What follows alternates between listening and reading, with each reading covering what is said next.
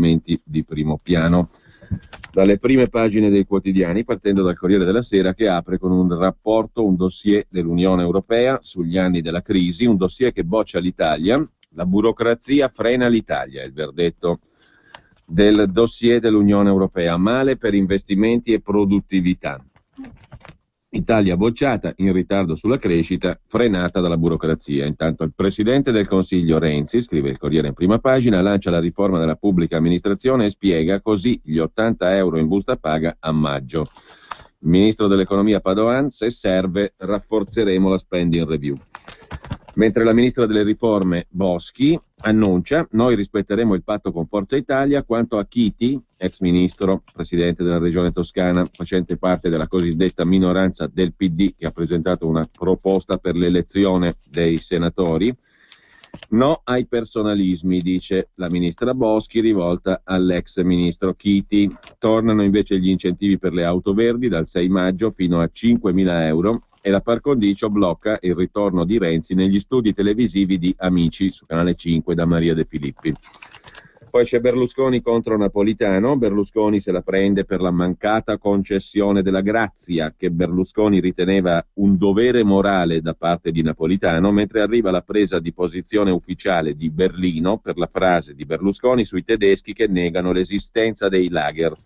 Parole talmente assurde, dice la cancelleria della Repubblica Federale Tedesca, parole talmente assurde che il governo ha deciso di non commentarle. Reazione che arriva poco dopo quella del candidato del Partito Popolare Europeo, di cui peraltro la Forza Italia di Berlusconi fa parte, alla Commissione Europea, Jean-Claude Juncker, che definisce Berlusconi nauseante. Si scusi con i sopravvissuti dell'Olocausto e con i cittadini tedeschi. Mentre Berlusconi replica: è caduto anche Juncker, il candidato del PPE, di cui fa parte pure Forza Italia, in una trappola della sinistra. Sono amico del popolo tedesco. E sempre sul Corriere in prima pagina un colloquio con la ministra dell'istruzione Stefania Giannini. Potremo abolire il test per medicina, la selezione per l'accesso a medicina potrebbe cambiare, introducendo il modello francese: primo anno aperto a tutti, sbarramento finale, se passi gli esami ti iscrivi al secondo anno, altrimenti sei fuori. Infine la cronaca: evade ancora il killer del catamarano, era all'ergastolo, il permesso premio per Pasqua scompare dall'isola d'Elba. La storia più agghiacciante dell'estate 1988, il giallo del catamarano. Il ballerino milanese Filippo De Cristofaro e la bionda olandese 17enne uccisero una skipper di Ancona, Anna Rita Curina, e scapparono per il Mediterraneo con la sua barca di 10 metri. Volevano arrivare in Polinesia e vivere alla grande. Lui fu condannato all'ergastolo e evaso 2 volte, la prima nel 2007 dal carcere di Opera, la seconda ieri dall'isola d'Elba, approfittando di un permesso. Questi temi di prima pagina del Corriere della Sera. C'è anche il pezzo di Dario Di Vico sulla secessione in banca che ammaglia il Veneto. Si parla di Veneto Banca e del meeting che si è tenuto sabato scorso a Venegazzu di Volpago del Montello, in provincia di Treviso. Non capita tutti i giorni, scrive Di Vico, che a un'assemblea di banca partecipino ben 6.000 soci. Non era mai accaduto che alla presenza di tanto popolo venisse messa sotto accusa niente meno che la Banca d'Italia. Se poi quelle invettive vengono sottoscritte da tutti i più quotati politici locali, a iniziare dal presidente della regione Luca Zaia, siamo di fronte a un caso di cui è difficile trovare un precedente. È accaduto il tutto appunto alla riunione dei soci di Veneto Banca. Stiamo anche raccontando di una contrapposizione feroce, scrive Di Vico, tra un pezzo di Veneto e la mitica Banca d'Italia, accusata di non di voler vendere la banca ai cinesi o a Goldman Sachs. L'accusa a Banca Italia è quella di spingere per aggregare la banca trevigiana alla Banca Popolare di Vicenza, presieduta da Gianni Zonin. Gianni Zonin visto come troppo romano, visto che alla sua banca, la Banca Popolare di Vicenza, ha nominato anche Andrea Monorchio, ragioniere generale dello Stato per 13 anni e uno dei boiardi di Stato più sempiterni, se passate il termine. Vista da Roma può sembrare una lotta di campanile. Letta dal territorio, scrive Di Vico, è una storia nella quale si intrecciano la forza di un gruppo dirigente, quello di Veneto Banca, l'ex presidente Flavio Trinca, l'ex amministratore delegato Vincenzo Consoli, che guida la banca da 17 anni, gli interessi degli imprenditori locali che hanno fidi sia con la Banca Trevigiana che con quella vicentina di Zonin e temono che da una parte o dall'altra vengano tagliati questi fidi. Una rivalità con Zonin che avrebbe finora condotto una politica delle aggregazioni giudicata spietata con i vinti. Le performance delle banche di territorio si sono prestate in troppi casi ai rilievi delle autorità di vigilanza, cioè di Banca Italia. In tanti casi le banche di territorio sono finite nelle mani di un padre padrone che ha via via attorno a sé creato una consorteria, non solo in Veneto, anche in Liguria, un paio di casi nelle Marche, in Umbria e in Emilia-Romagna. Certo, di fronte ai grandi gruppi bancari, le banche locali hanno coltivato meglio la relazione con gli imprenditori e in una certa fase il loro modo di fare banca vecchio stile è sembrato reggere meglio all'urto della grande crisi, ma alla lunga non è stato così. I conflitti di interesse e i fidi concessi con troppa generosità hanno cominciato a pesare sui bilanci. La Banca d'Italia ha risposto con le ispezioni, che nel caso di Veneto Banca, Banca Trevigiana, sono durate 8 mesi, con un primo rapporto durissimo verso la gestione Trinca Consoli e una lettera che ne chiedeva l'avvicendamento. Si racconta che sulla Banca Trevigiana sia aleggiato lo spettro del commissariamento e finora è stato evitato grazie al cambio della dirigenza, che ha visto proprio sabato scorso l'elezione al vertice di un presidente economista, Francesco Favotto, e di un vicepresidente imprenditore, Alessandro Vardanega, entrambi stimatissimi e non solo in Veneto. Ma la partita non è finita perché il prossimo passaggio è la nomina di Consoli, l'ex amministratore delegato, a direttore generale, con gli stessi poteri e lo stesso mega stipendio, dicono i maligni. La Banca d'Italia approverà. Il percorso di risanamento di Veneto Banca è ancora tutto da iniziare. Nel contempo, però, Banca Italia dovrà fare attenzione, conclude Dario Di Vico sul Corriere della Sera, a non eccitare una sorta di venetismo bancario. Il governatore Zaia, sotto elezioni, cavalca ogni istanza di autonomia e contrapposizione a Roma, ma la Banca d'Italia non può finire nel frullatore delle polemiche localistiche. I trevigiani, Veneto Banca, sono convintissimi che la popolare di Vicenza di Zonin venga trattata coi guanti bianchi per la capacità di fare lobby su Roma e citano a proposito la vicepresidenza abilmente assegnata ad Andrea Monorchio, ragioniere generale dello Stato per 13 anni, influente gran commì di Stato, ma a star dietro alle dietrologie di provincia la banca diventa un bar, conclude Dario Di Vico. Sarà anche un bar, ma è pur vero che Andrea Monorchio è quello che è. Ed evidentemente la gestione della banca, compresa la nomina di Monorchio, non è piaciuta agli imprenditori e ai soci trevigiani. Comunque, così la mette Di Vico sul Corriere della Sera, mentre a pagina 4 abbiamo la questione della riforma del Senato, fermo restando che il Senato non voterà più la fiducia e la legge di stabilità, cioè la legge di bilancio, la finanziaria, fermo restando che i senatori saranno la metà e che verranno stipendiati dalle regioni, da cui proverranno, resta da mettere a fuoco nel dettaglio la composizione del nuovo Senato. La linea del governo è la non eleggibilità diretta dei senatori, come invece vuole la minoranza PD, Chiti e altri, compreso il Nuovo Centrodestra, il Movimento 5 Stelle e in parte Forza Italia.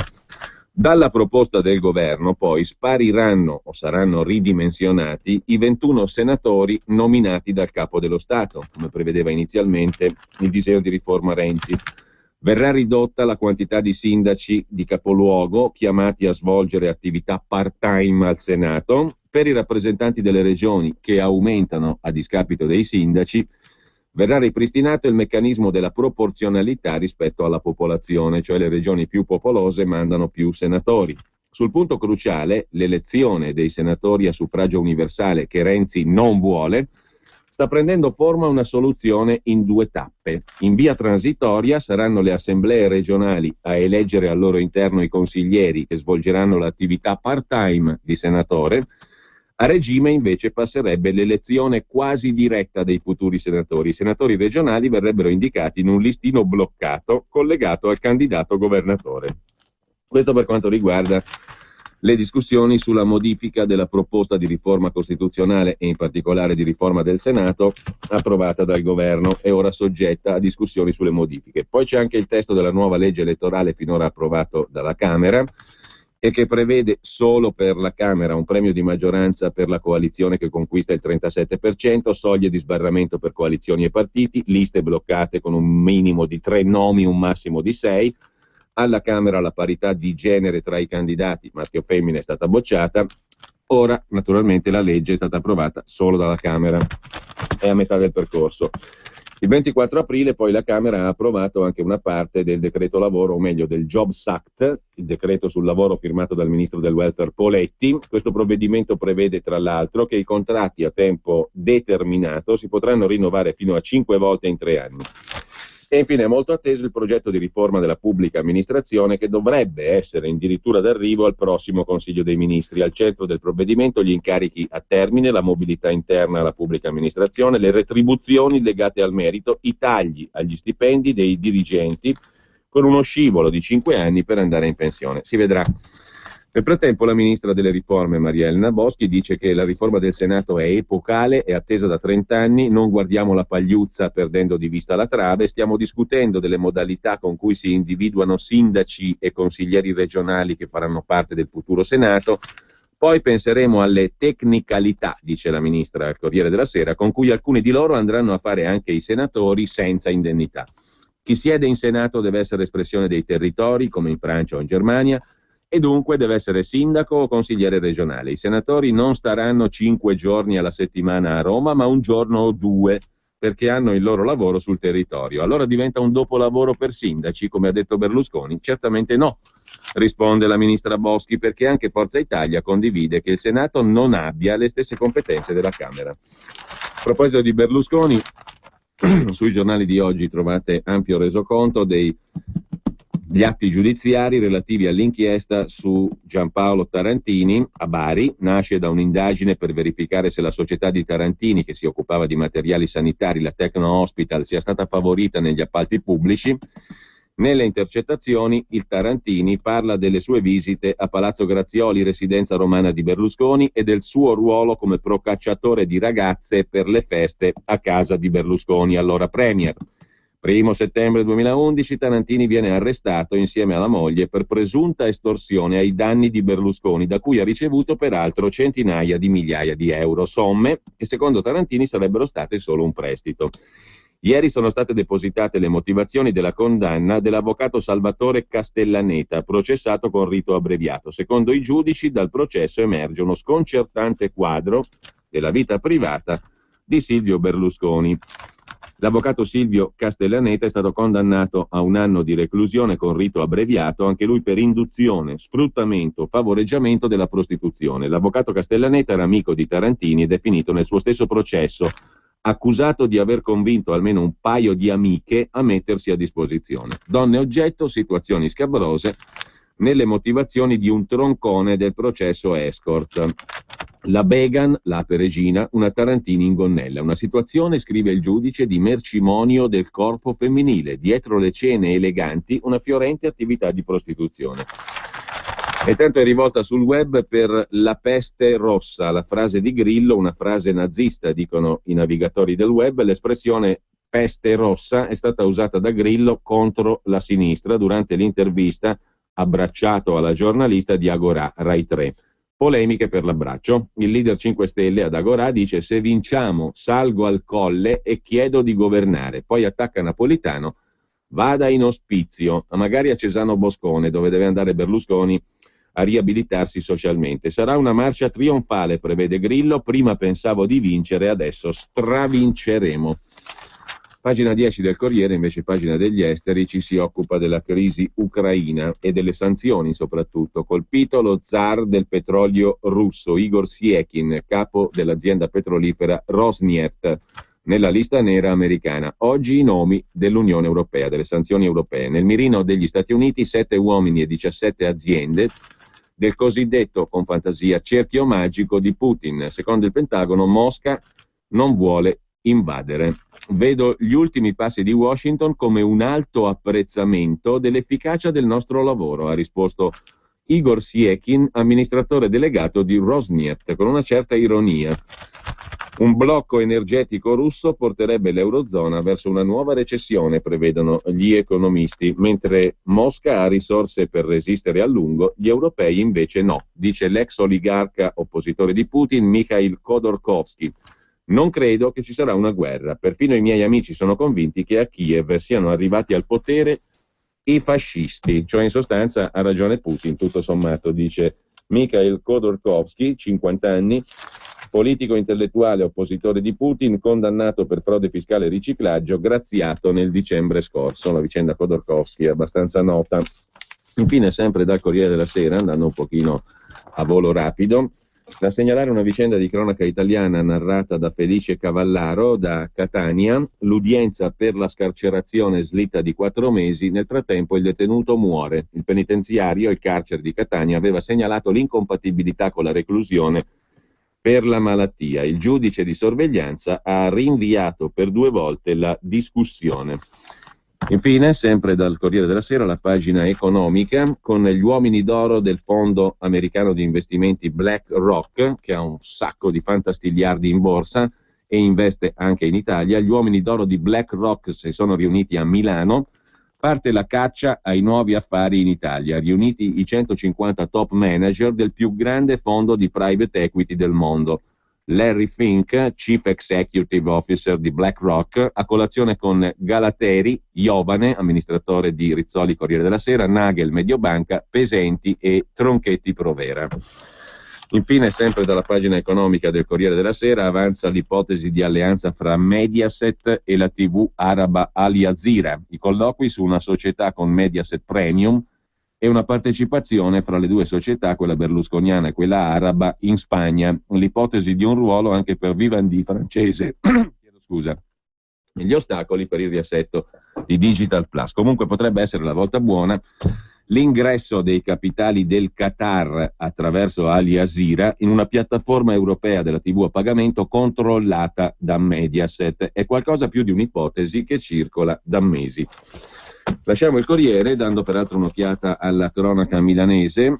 Festa di Expo 2015 con Bocelli e forse il Premier Renzi a Milano domani sera in piazza Gae Aulenti, concerto dell'orchestra Rai al quale dovrebbe partecipare anche il Premier, perché dopodomani scattano i meno 365 giorni all'alba dall'inaugurazione dell'evento 1 maggio 2015, l'Expo. Nel frattempo si tratta sul ricollocamento degli ex dipendenti della SEA, Airport Handling, incentivi a chi sceglierà di lasciare il gruppo, possibili 300 esuberi, i sindacati dicono difendere l'occupazione, 32 mensilità una tantum, più 3 anni di indennizzo mobilità, più un fondo volo che per lo stesso triennio potrebbe arrivare fino all'80% dell'ultimo stipendio. Il tutto per ricompensare quanti dovessero rinunciare al posto senza essere riassorbiti altrove. Sono forse 300, forse più o meno, anche se il sogno continua a essere quello di salvarli tutti. È all'incirca questa la contropartita offerta ai sindacati per far digerire ai 2.214 dipendenti di SEA Handling il transito verso la nuova società di servizi aeroportuali milanesi, cioè quel segno di discontinuità in soldoni, taglio di costi, chiesto dall'Europa per condonare all'Italia o ridiscutere la famosa mega multa da 452 milioni, tuttora pendente per asseriti aiuti di Stato. Infine, sempre dalla pagina lombarda del Corriere della Sera, una storia che viene dalla provincia di Mantova. A 82 anni il signor Gianni Pirondini si batte per salvare un mini market di periferia che rischia di essere chiuso. Il negozio era stato trasformato in cooperativa per aiutare gli anziani in un quartiere di Mantova. Conti in rosso, ma il signor Pirondini è sicuro. Questo punto amico non chiuderà. A dar retta alla partita doppia e ai conti, al registratore di cassa, questo supermercato di quartiere doveva essere chiuso già 5 anni fa, quando il marchio della grande distribuzione che lo aveva comprato aveva deciso che i conti lì non quadravano. Ma i numeri non sono tutto e la testa dura di Gianni Pirondini, 82enne commerciante in pensione, più 300 firme raccolte in fretta e furia tra gli abitanti, soprattutto anziani, del quartiere Borgo Pompiglio di Mantova, hanno fatto sì che il piccolo mercato di periferia sopravvivesse alla chiusura, l'unico nei paraggi, l'unico alla portata di chi la macchina non la guida più da un pezzo. Proprietario dello stabile, il signor Pirondini ha rinunciato al denaro del mancato preavviso in cambio del negozio e delle attrezzature e in 20 giorni ha riaperto il supermercato con alcuni compagni d'avventura, una cooperativa. Lo chiamarono Punto Amico perché più che al profitto pensavano e ancora pensano alla solidarietà. È per quello che nel punto vendita oggi è ospitata anche la sartoria B&C di Bonasse e Ceglio, due profughi congolesi catapultati a Mantova un anno e mezzo fa dopo la fuga dalla guerra in Libia e lo sbarco a Lampedusa. In Africa facevamo i sarti e grazie al signor Gianni, spiegano, possiamo farlo anche qui, in Italia. Tagliano le stoffe, imbastiscono e con vecchie macchine da cucire mettono insieme abiti da donna e uomo da fare invidia alle griffe, da una parte le corsie di generi alimentari e dall'altra le fantasie creative dei due sarti. Ora però calcolatrice e bilanci sembrano volersi prendere una rivincita e mandare in frantumi il sogno di questo mercato speciale gestito da una cooperativa sociale. Dietro il banco i 4 soci della cooperativa e 3 collaboratori diversamente abili. A fine anno, anziché dividere gli utili, i soci li devono reinvestire nella cooperativa o fare beneficenza. Il problema non si è mai posto perché di utili non ce ne sono mai stati, anzi c'erano debiti da ripianare, 80-100 mila euro. Gianni Pirondini non li conta nemmeno più i soldi spesi per pagare fornitori, stipendi, bollette e manutenzione. Ma io, dice il signor Pirondini, non mi arrendo. Il Punto Amico non chiuderà. Devo tener duro per tutti quelli che con me hanno creduto nel progetto e per chi viene a fare la spesa qui, anche se abita lontano. Lasciamo il Corriere della Sera con questa storia mantovana e diamo un'occhiata peraltro anche alla cronaca milanese del giorno. Qui c'è il caso Marcegaglia, lo stabilimento di Sesto San Giovanni, la Build Tech, che il giorno in cui Marcegaglia è stata nominata presidente dell'ENI ha annunciato il trasferimento ad Alessandria. La resa ancora non c'è. Lasciate la produzione nel milanese, dicono gli operai, si tratta a oltranza, tra i lavoratori spiragli sul trasferimento. Intanto in Regione Lombardia 2 sottosegretari in più, racconta Libero. Maroni allarga la giunta per placare gli alleati del nuovo centrodestra, ripescato l'azzurro del Tenno di Forza Italia con delega all'Expo 2015, le partecipate a un esponente del nuovo centrodestra, tra 2 mesi altro giro di poltrone, scrive Libero. Sempre da Libero poi la protesta di 2 comuni della Lombardia, siamo stufi di fare gli esattori, dicono 2 comuni lombardi, da 2 comuni lombardi commissariati, e 2 paesi restano senza candidati alle prossime amministrative. Nessuna lista alle elezioni di Locatello, Bergamo e Esino Lario, provincia di Lecco, perché oggi i sindaci devono solo mettere le tasse. Il prossimo 25 maggio 4 milioni di lombardi sono chiamati alle urne per rinnovare le amministrazioni in 1043 comuni. Locatello e Esino Lario saranno gli unici comuni della Lombardia a non presentare alcun candidato alle prossime elezioni amministrative.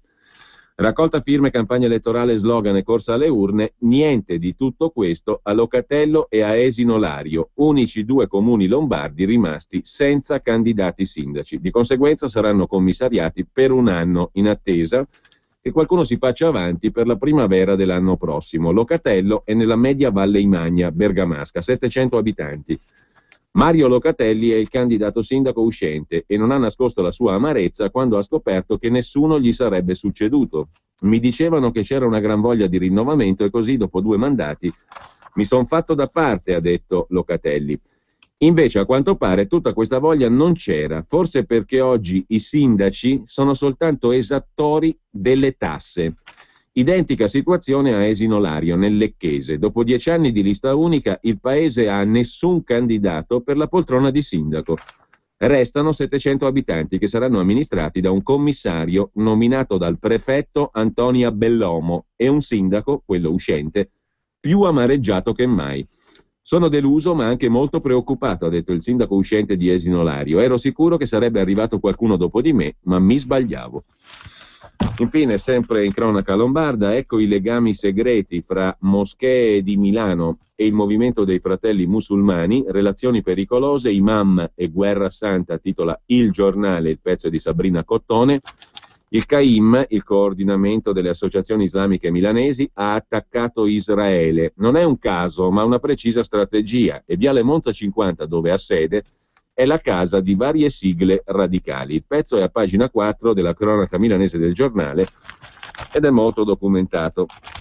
Mentre sempre dal Giornale in cronaca milanese, 1° maggio di protesta, parte l'assalto a Expo, giovedì la May Day Parade, antagonisti e centri sociali fanno le prove generali per la battaglia contro l'evento 2015. Ma vediamo anche la prima pagina a proposito del giorno del quotidiano nazionale, Giorno Nazione, Resto del Carlino. Il titolo d'apertura del giorno è il seguente: Berlino aiuta Berlusconi, perché secondo alcuni sondaggisti la polemica con i tedeschi sui lager vale 4 punti in più per il partito di Berlusconi. Mentre a pagina 6 del quotidiano nazionale c'è il punto, a proposito di elezioni europee in questo caso, sui sondaggi che danno lo UKIP, lo United Kingdom Independence Party di Nigel Farage, peraltro eurodeputato uscente, primo partito in Gran Bretagna. Europa no grazie, siamo inglesi. Farage, il ribelle, marcia su Londra, titola il quotidiano nazionale. Il leader dello UKIP fa proseliti da destra e da sinistra. Secondo i sondaggi è al 31%. Inizia oggi, a poco meno di un mese dalle elezioni per il rinnovo del Parlamento europeo, il viaggio del quotidiano nazionale nell'Unione Europea che si prepara all'appuntamento con le urne.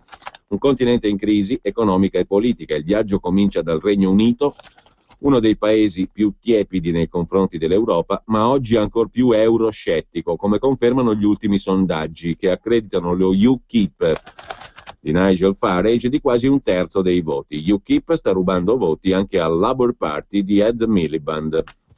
Infine, sempre dal quotidiano nazionale, andiamo a dare un'occhiata anche alle pagine di cronaca. Immigrati e allarme invasione, l'Italia sprona l'Europa, ci aiuti. Alfano dice che da soli è impossibile farcela. In Libia, pronti a partire in migliaia. Su questo vedremo anche la Padania, che mette in prima pagina il tema immigrazione e l'operazione Mare Nostrum. È un flop, ma il governo insiste e ritorna anche Cécile Kyenge, titola la Padania, che peraltro apre la sua prima pagina con l'Euro FIFA. Un boom degli anti-euro nei sondaggi per le elezioni del 25 maggio. Mancano 26 giorni alle elezioni europee. Al 31% degli elettori europei non piace questa unione di burocrati asservita agli interessi delle banche. E in Italia la scelta del no alla moneta unica premia la Lega. No alla moneta unica e un'altra Europa è possibile. È anche lo slogan di Pontida, domenica 4 maggio, l'appuntamento finale, ma a partire da giovedì 1 maggio, con il pranzo dei lavoratori con il segretario della Lega Salvini, alle ore 12 inizia la 4 giorni di Pontida. Indipendentismo sul pratone di Pontida, anche un gazebo per la raccolta fondi a favore dei patrioti veneti imprigionati. La Lega, dice Matteo Salvini, continua a essere vicina ai fratelli veneti, vittime della repressione di uno Stato che libera i delinquenti ma mette in galera padri e madri di famiglia. E sempre dal primo piano della Padania la questione appunto degli immigrati. Salvini stronca il governo, Renzi ha chiesto aiuto all'ONU e all'Europa per l'emergenza sbarchi.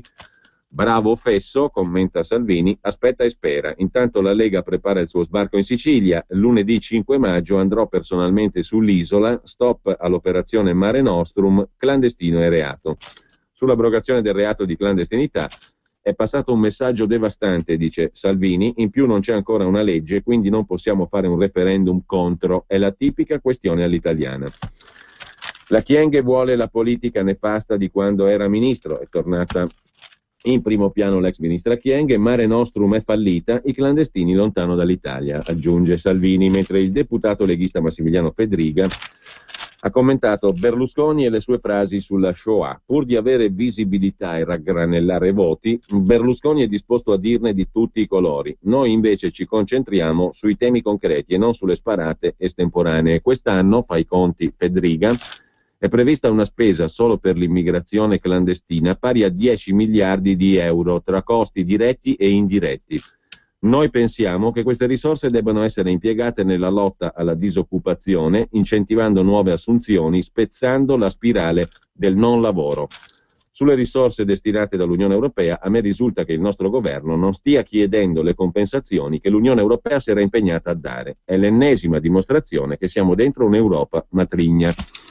Dal Veneto il presidente Luca Zaia, dopo aver incontrato in prefettura a Venezia il ministro dell'Interno Angelino Alfano, ha detto che in Veneto non c'è spazio per altri immigrati, non è mancanza di solidarietà, ma un fatto di concretezza. Aiutiamo quelli che già abbiamo e già sono a sufficienza. Al ministro Alfano, spiega Zaia, ho espresso la preoccupazione del Veneto per l'ondata migratoria.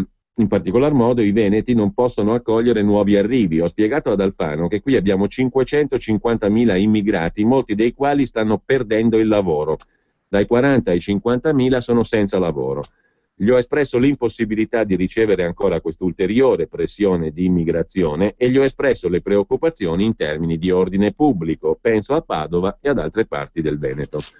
Intanto, a proposito di ordine pubblico, la lettura del verbale di fermo, cioè di arresto sostanzialmente, che per legge è stato tradotto dall'italiano e letto in arabo, ha rivelato la simpatica considerazione di uno scaffista. Lo scaffista ha detto testualmente: tranquilli, perché tra pochi giorni siamo in Italia, saremo liberi. State tranquilli, qui in Italia non ci succederà nulla. Ci staremo pochi giorni e poi saremo fuori. Così si è espresso uno degli scaffisti fermati dopo l'arrivo sabato a Pozzallo, Ragusa, di 281 clandestini. Lo scaffista è il figlio maggiore di un uomo considerato capo dell'organizzazione. Con quelle parole intendeva rassicurare altri 7 scaffisti, compreso un fratello di 14 anni, appena arrestati appunto dalla polizia di Ragusa. State tranquilli, gli ha detto, perché siamo in Italia e usciamo subito. L'arresto dura pochi giorni e poi siamo liberi. Intanto il vertice su Mare Nostrum fa un buco nell'acqua, il vertice governativo, nessun correttivo all'operazione dalla riunione a Palazzo Chigi, soltanto l'invito da parte del governo Renzi all'ONU e all'Unione Europea a impegnarsi nella gestione dei flussi. La Padania poi occupa pagina 4 con un punto sull'Australia, dove le leggi sono chiare, qui il clandestino non sbarca, successo della linea dura. Il governo ha messo in giro per l'Australia i manifesti con scritto 100 days with no boats, cioè 100 giorni senza navi, senza sbarchi. Lo scorso settembre il governo australiano ha avviato l'operazione militare chiamata Sovranità dei confini, che è un po' diversa da Mare Nostrum. Da gennaio ha iniziato a usare le navi della Marina per respingere i barconi illegali. Durante la campagna elettorale il leader del Partito Liberale, Tony Abbott, aveva promesso un programma di ritorni forzati verso il paese d'origine e ora va fiero dei 100 giorni senza sbarchi. E sempre dalla Padania, Ius Soli, la ministra Kyenge torna alla carica e arruola i bambini. Perché? Perché l'ex ministra Kyenge ha detto che all'inizio di ogni seduta in Parlamento leggeremo una lettera di un bambino senza cittadinanza. Ne abbiamo 1 milione. Controbatte il segretario del Carroccio Salvini: vuol leggere le lettere dei bambini senza cittadinanza? Io le farei leggere quelle dei disoccupati italiani, che sono più di 4 milioni. E infine Salvini sui referendum. La raccolta firme della Lega prosegue sui 5 quesiti referendari. 0266234 il numero di telefono per avere informazioni, 0266234 un'altra volta, quindi 66234 prefisso 02. Un filo diretto ieri a tutto campo a Radio Padania del segretario del Carroccio in vista del raduno di Pontida. Avanti contro l'euro e sui referendum ottima la risposta, dice Salvini, le cose stanno andando bene, siamo soli contro il mondo, non è facile.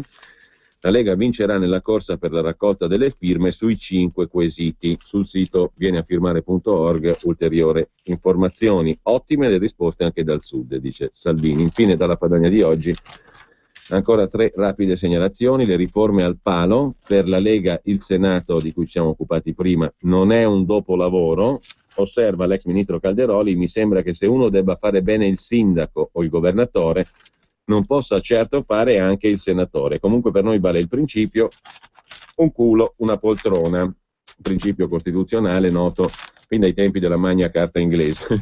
Mentre a pagina 10 c'è un'iniziativa culturale cremonese, il Festival Monteverdi, una musica antica trionfa a Cremona nel segno dell'Expo, dal 2 al 25 maggio, la Kermesse nel segno del grande compositore lombardo, Monteverdi appunto, ospiti internazionali e un programma di altissima qualità per esaltare la musica come nutrimento dell'anima. Una città peraltro che è una piazza favolosa, quella di Cremona, con un duomo stupendo, mentre Maroni dice che sull'Expo il governo si deve dare una bella mossa, troppe opere sono in attesa di fondi, dice il governatore lombardo. Alle pagine 12 e 13 invece l'approfondimento della Padania su Pontida, il programma della 4 giorni del Carroccio. Per la prima volta le manifestazioni del Carroccio avranno inizio nel giorno della festa dei lavoratori, giovedì 1 maggio, per concludersi domenica 4 maggio con il tradizionale raduno. Alle pagine 12 e 13 i pullman e il programma. Mentre a pagina 14 la Padania ricorda la campagna referendaria, il sito vieniafirmare.org, il numero che abbiamo dato prima 0266 234 234 per le informazioni sui referendum e la possibilità naturalmente di firmare, oltre che nei gazebo, l'elenco dei gazebo è consultabile sul sito vieniafirmare.org anche nei propri comuni. Infine il Basta Eurotour che prosegue a Monza mercoledì, cioè domani 30 aprile, con l'incontro con il professor Claudio Borghi Aquilini e Matteo Salvini e la presentazione del manuale Basta Euro, scaricabile dal sito bastaeuro.org, domani a Monza al Teatro Manzoni, in via Manzoni. Lasciamo la Padania e diamo un'occhiata anche alla prima pagina della Stampa. In primo piano la Merkel contro Berlusconi, ma anche la nuova legge sulla droga in Italia, sanzioni ridotte per chi fuma gli spinelli, superata la legge Fini-Giovanardi. Oggi il voto di fiducia sul decreto, l'opposizione attacca il governo, niente carcere per il piccolo spaccio, il centrodestra attacca il governo. Un mese sarà la durata minima delle nuove sanzioni amministrative per chi consuma droghe leggere. 1 anno il periodo massimo di durata delle sanzioni amministrative per chi consuma droghe pesanti. 3,5 milioni gli italiani, scrive la Stampa, che hanno dichiarato di aver assunto cannabis nell'ultimo anno. Il nuovo testo di legge prevede di ristabilire la differenza fra droghe leggere e droghe pesanti.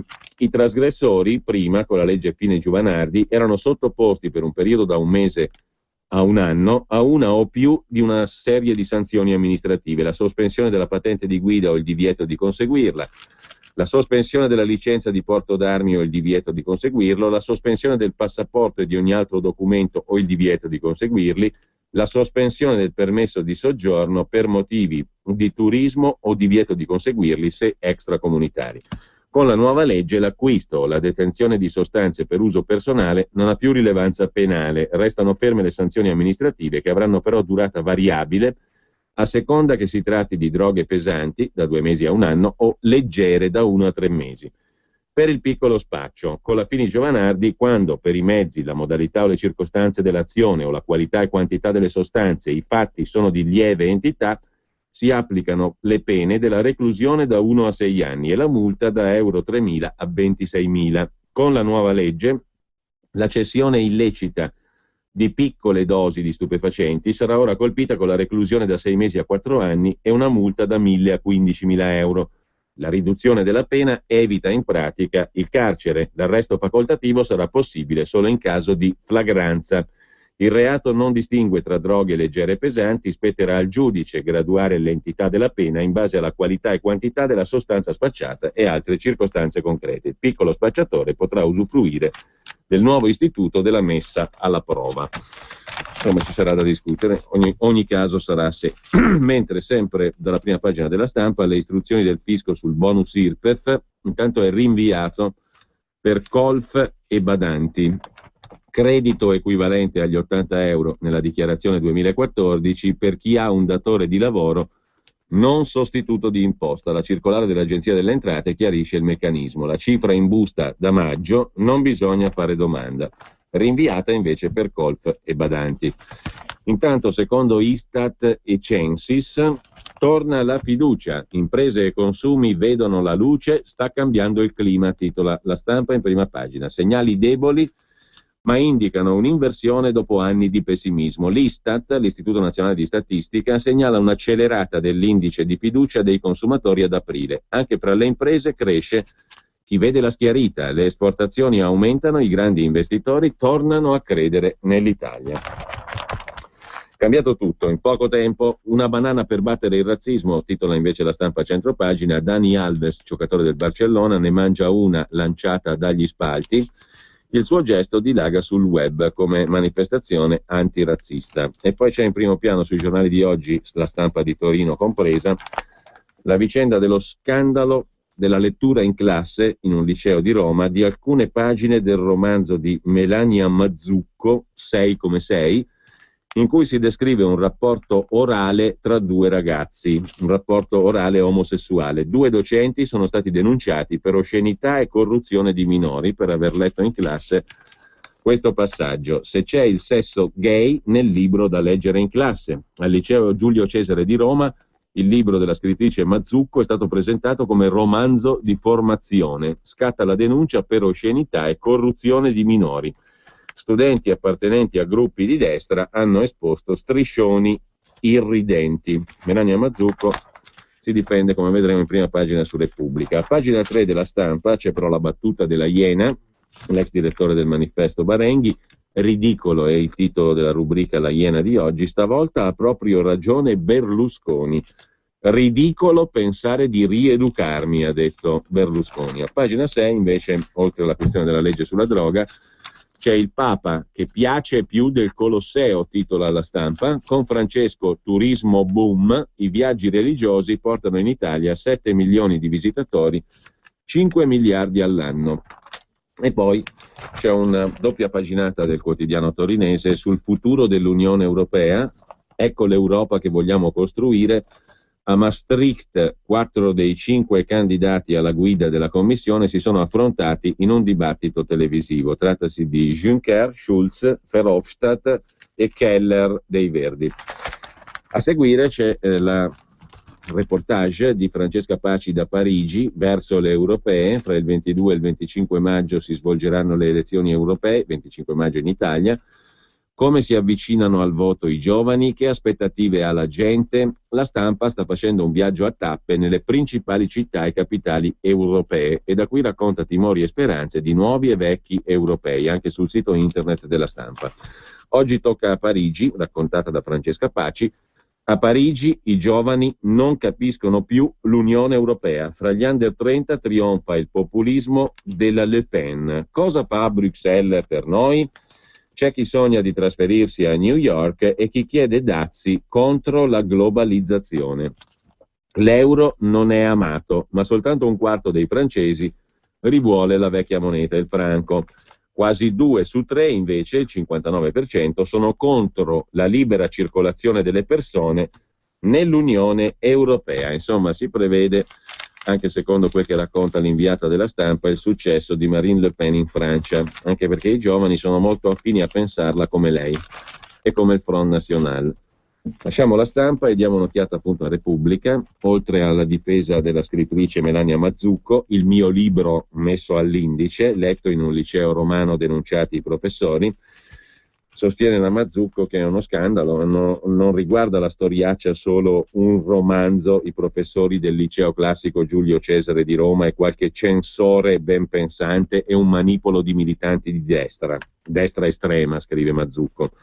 Riguarda tutti quelli che credono che in questo paese si abbia il diritto di scrivere tutto, di informare, di dare ai ragazzi gli strumenti per elaborare opinioni, per riflettere sul mondo e su di sé, per discutere di pregiudizi, paure e discriminazioni. Insomma, scegliere il loro futuro e vivere con libertà. A questo serviva la lettura in classe della scena di un rapporto orale fra 2 maschi. Mentre se questo è uno statista, è il titolo dell'articolo di fondo firmato dal vice direttore di Repubblica Massimo Giannini, naturalmente dedicato a Silvio Berlusconi. E poi tra le notizie di primo piano per quanto concerne la politica italiana del quotidiano La Repubblica, il retroscena. Chissà perché è un retroscena perché se ne parla così, tanto per buttarla là, ma probabilmente non se ne farà nulla. In questo senso è un retroscena destinato a rimanere nel retro della scena. Alla Camera scure sugli stipendi, tetto a 240.000 euro, il tutto nella spending review dell'ufficio di presidenza, in vista sorprese amare per i dipendenti della Camera dei Deputati. Non ci credo. Non ci credo, lo dico subito, a prescindere da quali sono i propositi. Allo studio l'ipotesi di far retribuire i collaboratori direttamente da Montecitorio. Il segretario generale della Camera dei Deputati s'acchiappa 478.000 euro all'anno a inizio incarico, dopodiché ha scatti biennali del 2,5%, che per lo stipendio dell'operaio il 2,5% non è un granché. Per chi prende $500.000 all'anno è un granché, il 2,5%. Non è male, sono migliaia di euro.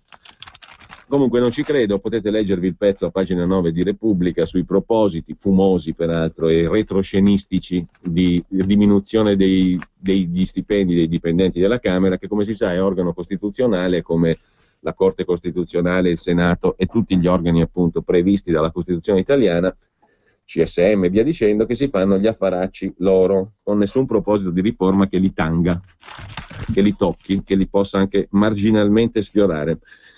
$500 milioni invece è andato in fumo con il caso Alitalia e il piano dei patrioti. In 5 anni flop, scrive Ettore Livini su Repubblica. Imprenditori e banche hanno svalutato le partecipazioni e ora ripuntano sul nuovo salvataggio arabo, Emirati Arabi, della compagnia. A pagina 12 di Repubblica c'è poi un pezzo di Federico Rampini sul fatto delle sanzioni americane contro gli amici di Putin.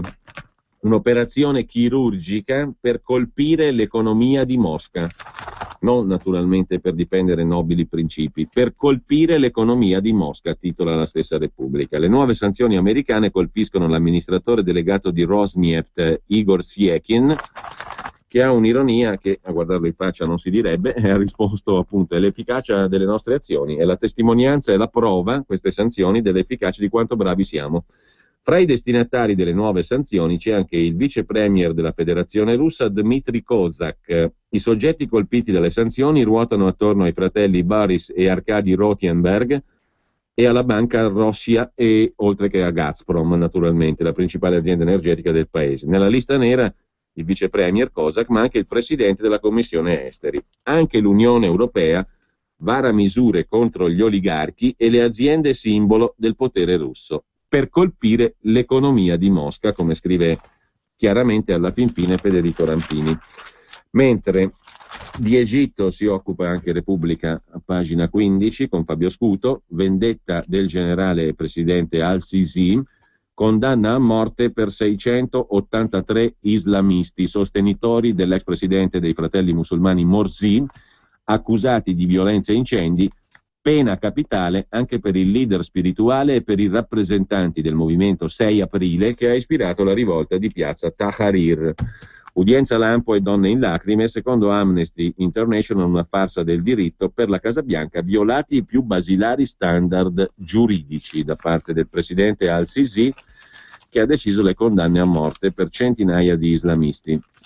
A pagina 17 invece troviamo di nuovo Federico Rampini da New York sulla rinascita del World Trade Center, lusso e cibo italiano. I nuovi spazi commerciali del nuovo World Trade Center, sorto sul sito delle precedenti torri gemelle distrutte nel terribile attentato dell'11 settembre 2001, i nuovi spazi commerciali attirano marchi di prestigio. C'è anche Italy, che aprirà una seconda sede a Manhattan.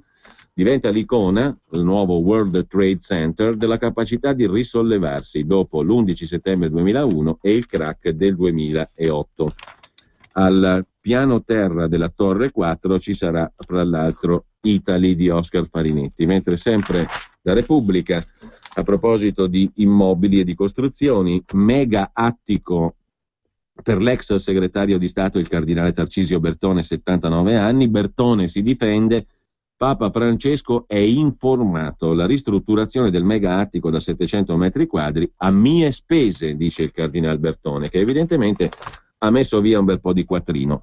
L'appartamento mi è stato concesso in uso, strumentale confrontarlo con le presunte ristrettezze del pontefice, dice Bertone, dove l'aggettivo colpisce, presunte, perché si è sempre detto che il Papa sta in un appartamentuccio modesto, e invece l'ex segretario di Stato Tarcisio Bertone dice: il mio è un appartamento sì di 700 metri quadri, però la ristrutturazione l'ho pagata io con i miei danè, con i miei quattrini. e poi mi è stato concesso in uso l'appartamento.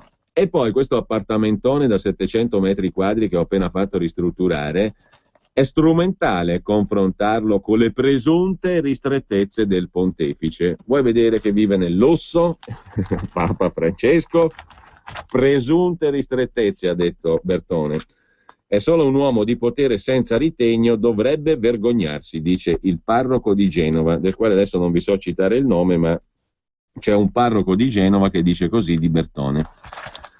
Dovrebbe vergognarsi, mentre a pagina 21 di Repubblica c'è l'inchiesta di Francesco Erbani, dai musei romani all'archivio centrale, la beffa dello Stato che affitta a se stesso. Ogni anno il Ministero dei Beni Culturali deve spendere 21 milioni di euro per contratti di affitto con società controllate da altri ministeri, nel caso dell'Eur coinvolte nella parentopoli della capitale.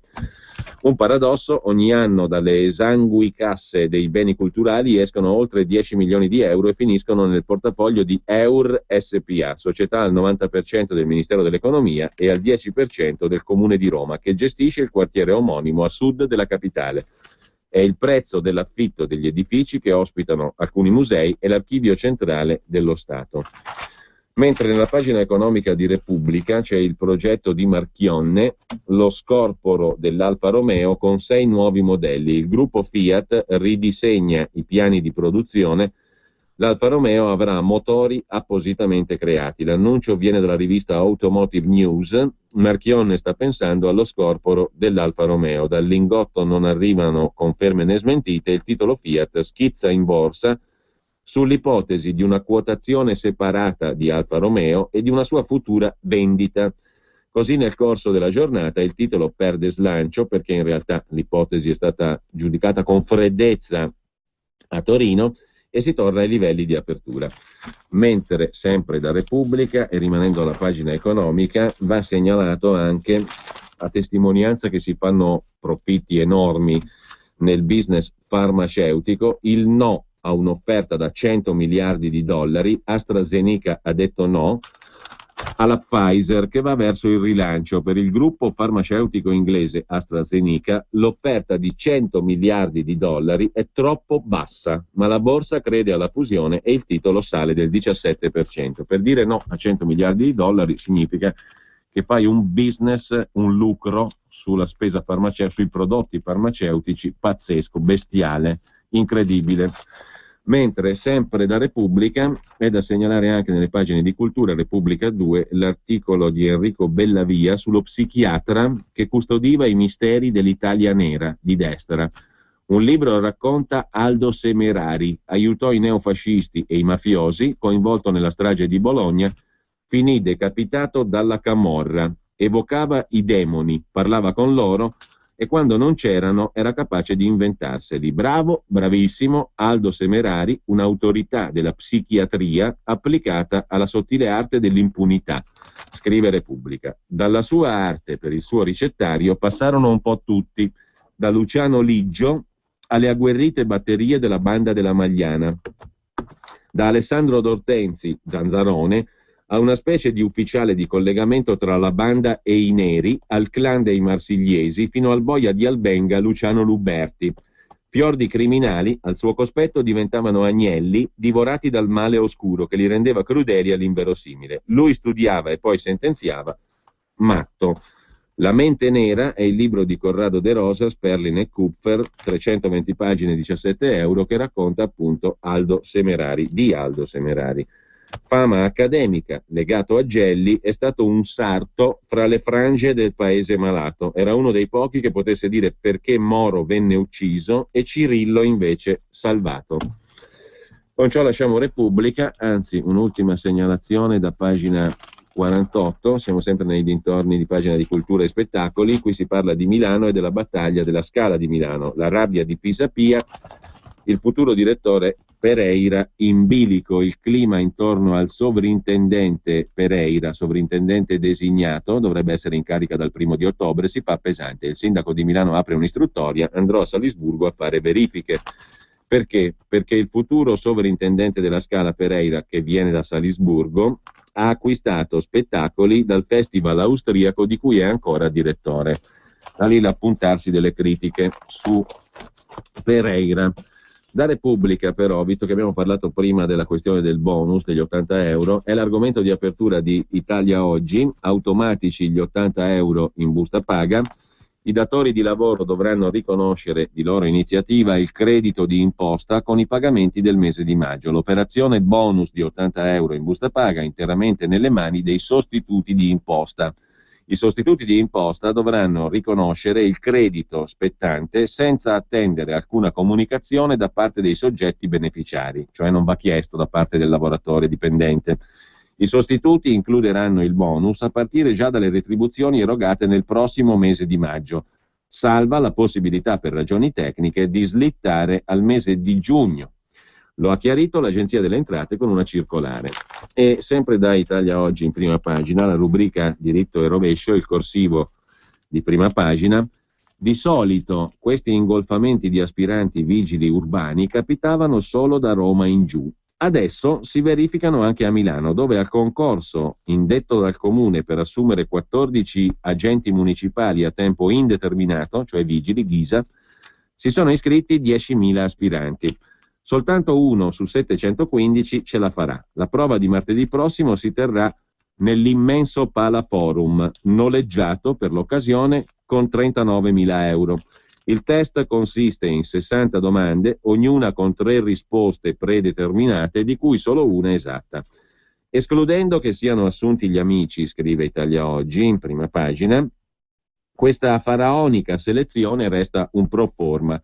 Sarebbe stato meglio che i candidati affrontassero una prova oggettiva di conoscenza dell'inglese sulla base di un test al personal computer applicato al proficiency. In questo caso non solo non sarebbe stato necessario il Palaforum, ma la selezione sarebbe stata oggettiva e utile per una città come Milano. Ma forse, ops, l'oggettività e l'utilità non sono perseguite, scrive Italia Oggi nella rubrica di prima pagina, il corsivo Diritto e rovescio. Pubblicità, previsioni del tempo e poi ancora qualche segnalazione da Italia Oggi, perché ci sono alcuni spunti di riflessione, alcuni articoli che vale la pena di citare. Salve, sono Giovanna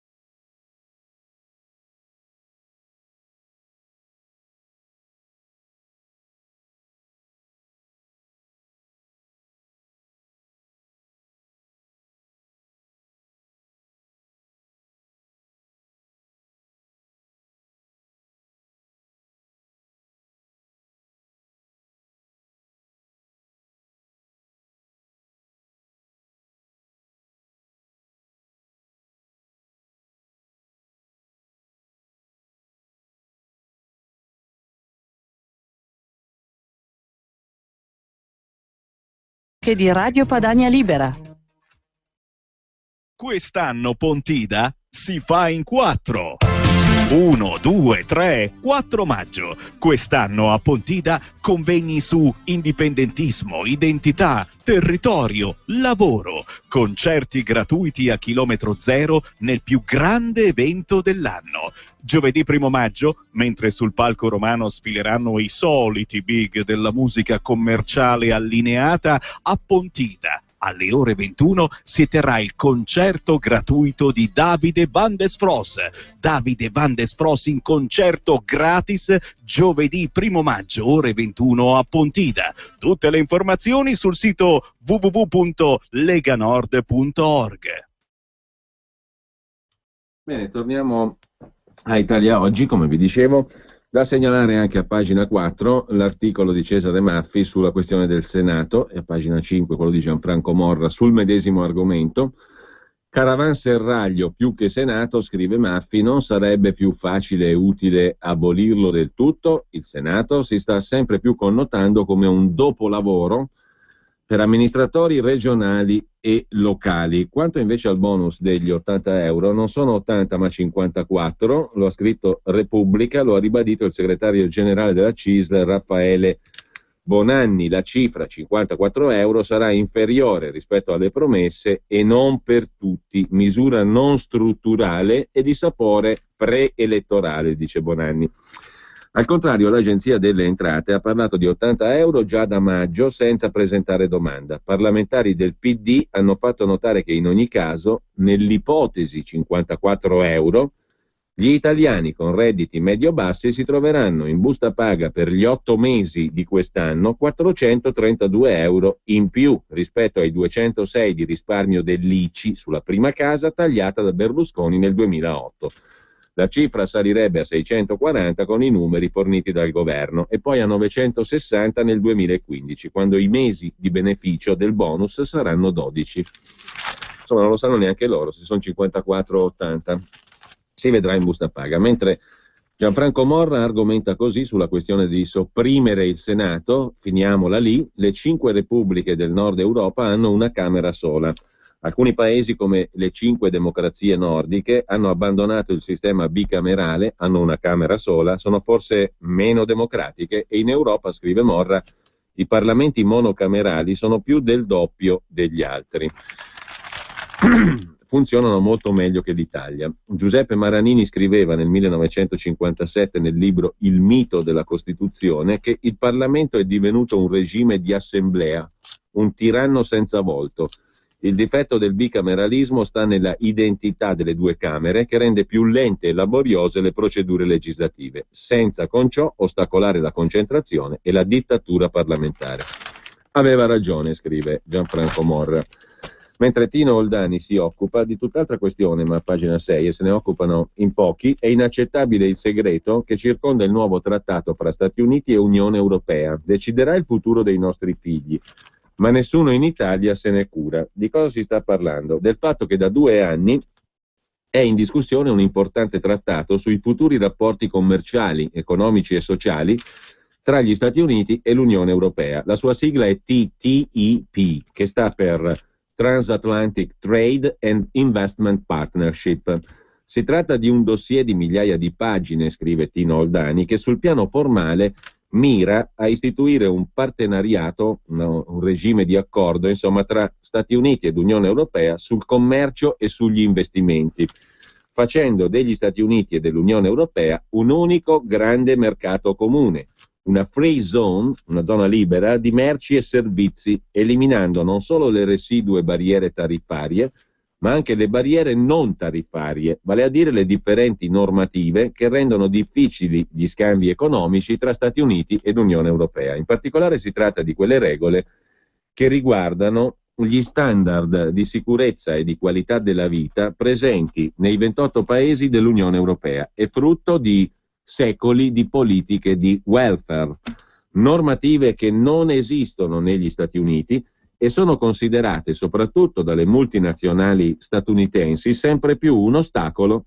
all'affermarsi di un liberismo economico senza regole, dalla finanza alle banche, dalla salute all'agricoltura, dall'energia ai servizi pubblici, fino alle pensioni e ai diritti del lavoro. Mantenere in vita o abolire per il futuro certe barriere non tariffarie, quali sono, agli occhi delle multinazionali, gli attuali sistemi pensionistici europei, i servizi sanitari universali, i livelli salariali dignitosi, le norme anti-OGM per la tutela dell'agricoltura, dei vini e degli alimenti prodotti con metodi che ne certificano la qualità, dipenderà da questo nuovo trattato che in buona sostanza finirà per incidere molto pesantemente sulla vita di circa 800 milioni di persone, sommando quelle che vivono nei 28 paesi dell'Unione Europea e negli Stati Uniti. Dunque il TTIP, il Transatlantic Trade and Investment Partnership, è un trattato di importanza storica, la cui bozza finale potrebbe essere pronta per la ratifica verso la fine di quest'anno. Gli Stati Uniti non vedono l'ora di firmarlo. Il presidente americano Barack Obama, nel suo recente viaggio in Europa, avrebbe caldeggiato una rapida conclusione delle trattative. Si sa nulla, invece, di cosa ne pensino i governi dei maggiori paesi europei e la Commissione europea, che formalmente è stata incaricata della trattativa con gli Stati Uniti. Quanto al Parlamento europeo, che sarà tenuto alla ratifica finale, si può soltanto dire che finora se ne è mai occupato. Una ignoranza a dir poco irresponsabile, scrive Tino Oldani. E sta trovando piena conferma questa ignoranza nell'attuale vigilia del rinnovo del Parlamento europeo. In Italia non c'è un solo leader politico, né un uomo di governo, compreso il premier Renzi, che abbia mai fatto riferimento a questo tema in vista del voto del 25 maggio. A loro parziale giustificazione c'è il fatto che il dossier TTIP, Transatlantic Trade Investment Partnership, è un segreto tra i meglio custoditi in Europa. Secondo una recente ricostruzione di Paolo Raffone sul sito ilsussidiario.net, la conduzione del negoziato è stata molto diversa sulle due sponde dell'Atlantico. La delegazione degli Stati Uniti ha schierato più di 600 consulenti delegati dalle multinazionali, i quali dispongono dell'accesso ai documenti preparatori e ne possono condizionare la stesura finale. Per l'Unione Europea, invece, il negoziato sarebbe condotto da un ristretto gruppo di lavoro di 6-7 persone, tra le quali nessun italiano, guidato dal tedesco Paul Nemitz, che fa parte della Direzione Generale Giustizia della Commissione dell'Unione Europea. Anche se può sembrare incredibile, scrive Tino Oldani su Italia Oggi, Nemitz è l'unico autorizzato ad avere voce in capitolo, tanto che nessun membro della commissione di Manuel Barroso è stato autorizzato a partecipare alle riunioni bilaterali, il che naturalmente, stando così le cose, vede o meglio ci segnala un enorme squilibrio tra i 600 consulenti delegati dalle multinazionali americane e il solo tedesco Paul Nemitz da parte invece dell'Unione Europea per la stesura di questo trattato, che andrà a incidere su materie pesantissime, dalla finanza alle banche, dalla salute all'agricoltura, dall'energia ai servizi pubblici, fino alle pensioni e ai diritti del lavoro. Non soltanto, Nemitz si sarebbe finora preoccupato di salvaguardare soprattutto gli interessi tedeschi in stretto raccordo col governo di Angela Merkel a Berlino, senza mai rivelare ad altri esponenti europei i contenuti del dossier. In pratica, conclude Tino Oldani, escluso Berlino, nessuno degli altri 27 governi dei paesi dell'Unione Europea conosce la bozza del trattato, men che meno la Direzione Generale Industria guidata dall'italiano Antonio Tajani, Forza Italia, che non ha alcuna voce in capitolo. Eppure non c'è neanche un leader politico che in Italia, vista l'importanza del trattato, si sia lamentato per una segretezza intollerabile degli atti, oltre che per una conduzione delle trattative avvolta nel mistero, tranne che sul rischio finale, consegnare una volta per tutte l'Europa nelle mani della Germania, ma soprattutto in quelle delle multinazionali statunitensi. Di questo trattato TTIP dovremmo riparlarne, scrive Tino Oldani. Pagina 7 di Italia Oggi, poi è da segnalare anche il cameo di Riccardo Ruggeri sulla crisi che, se ben usata, può anche essere un'opportunità. Chi mi legge sa che a volte soffro di improvvise nevrosi, scrive Ruggeri, e oggi ne indico due. Primo, sostengo che la grande crisi sia anche una straordinaria opportunità che ci è offerta per mutare una serie di nostri comportamenti folli via via inculcatici dalle classi dominanti che ci hanno ridotto a idioti consumatori seriali. Per raggiungere questo loro obiettivo, le classi dominanti hanno perfino cercato di toglierci, quasi riuscendoci, due libertà fondamentali: risparmiare e comprare solo ciò che ci serve e ci piace. Ora inizierà un cannoneggiamento da parte del manesco economista Piketty e dei suoi cortigiani liberal, che vuole sottrarre i sudati risparmi nostri e dei nostri avi col supporto, fra virgolette, colto della solita losca stampa anglosassone, Economist, Financial Times, New York Times in testa.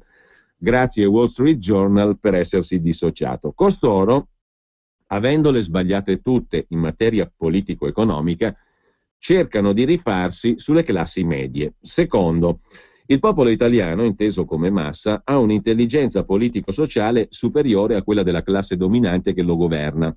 Lo conferma uno studio condotto da Ipsos per conto del Comune di Milano e della locale Camera di Commercio. La mia lettura dei dati, scrive Ruggeri, è banale, quella che farebbe qualsiasi comune cittadino di medio buonsenso che analizza un report, un resoconto. Per esempio, trovo interessante che le famiglie milanesi nel 2013 abbiano valutato loro sponte il 2014 in termini di proprie spese per i consumi per il 62% invariato, per il 32% peggiore.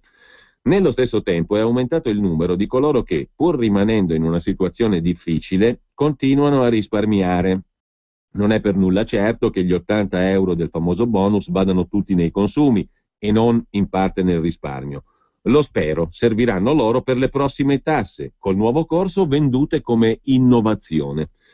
Molto interessante anche le priorità dei tagli di spesa per categorie merceologiche. Massima concentrazione di tagli delle spese delle famiglie per l'abbigliamento, vacanze, apparecchiature domestiche, mobili, tempo libero, comunicazioni, mezzi di trasporto. Tagli limitati invece per alimentari e bevande, ma penalizzando carne e pesce.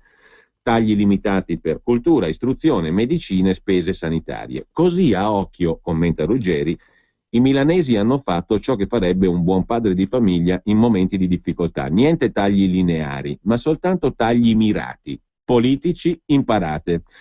Non esistono dati invece su quel che a mio giudizio sarebbe lo schema ottimale. Via via che la crisi morderà sempre di più, lo vedrete, ci costringerà a scegliere fra due modi di interpretare il nostro ruolo di consumatori. Primo, limitare la quantità degli acquisti non diminuendo la qualità, ovvero, secondo, comprare prodotti di qualità inferiore non riducendo la quantità.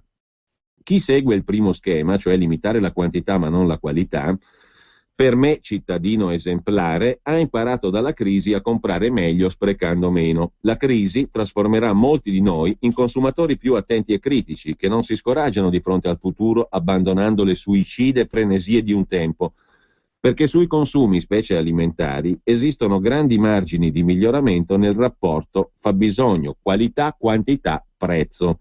Puntando sulla qualità e non sul prezzo e riducendo le quantità, privilegeremo i prodotti a chilometro Italia, i migliori.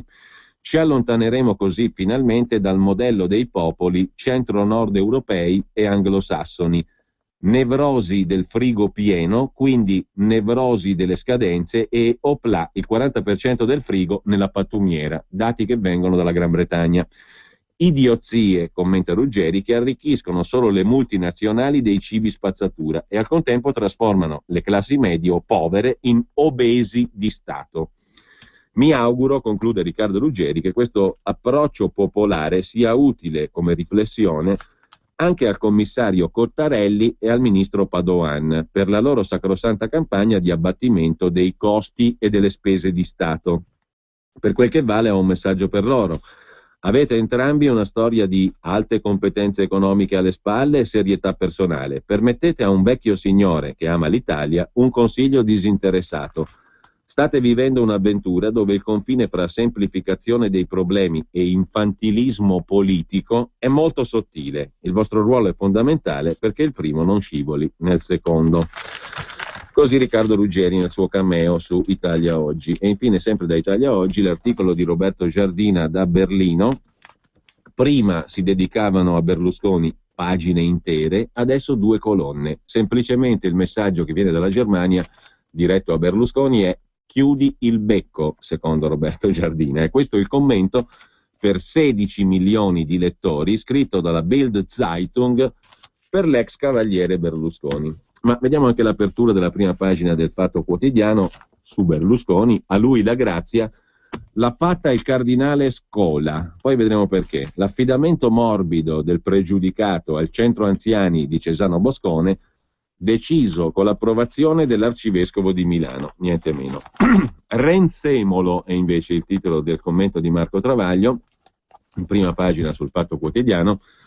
Dunque, sabato sera i telespettatori di Amici saranno privati dell'imprescindibile presenza di Matteo Renzi accanto a Maria De Filippi, a causa di una legge odiosamente illiberale, la par condicio, che proibisce le ospitate di politici nei programmi non giornalistici in campagna elettorale.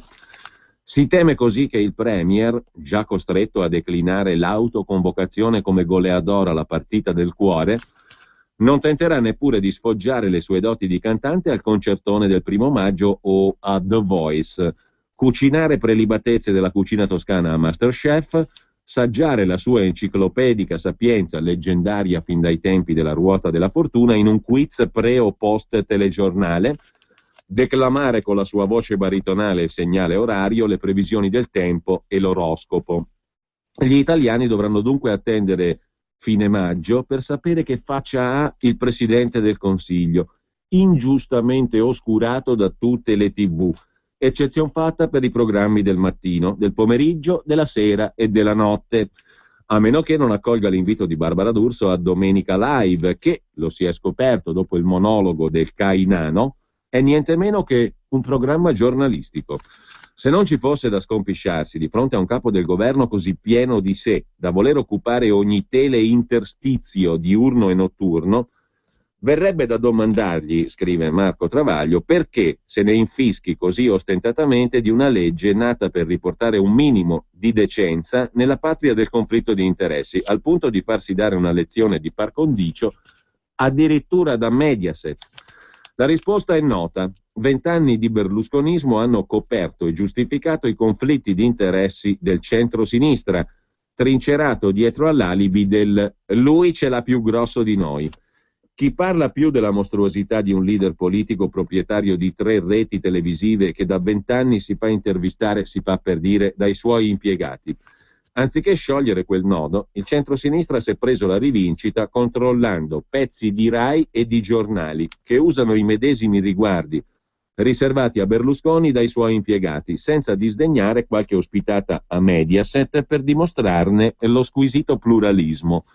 D'Alema che cucina il risotto a porta o duetta con Gianni Morandi su Rai 1, Fassino che piagnucola davanti alla tata Elsa a "C'è posta per te", Amato che finge di giocare a tennis con Panatta da Bruno Vespa, politici di ogni colore che fanno i pagliacci al bagaglino con le torte in faccia. Quando Renzi dice che il patto con Berlusconi riguarda solo le riforme, hai detto niente, gli sfugge che la scelta di un simile partner costituente gli impedisce di polemizzare con le mostruosità che escono dalla sua bocca. Per dire qualcosa sulla dichiarazione di guerra alla Germania ha dovuto equipararla alla frase inaccettabile di Grillo sulla Shoah. Ma Grillo ha detto nulla sulla Shoah, ha parafrasato inopportunamente un brano di Primo Levi con un fotomontaggio assurdo, P2 Auschwitz.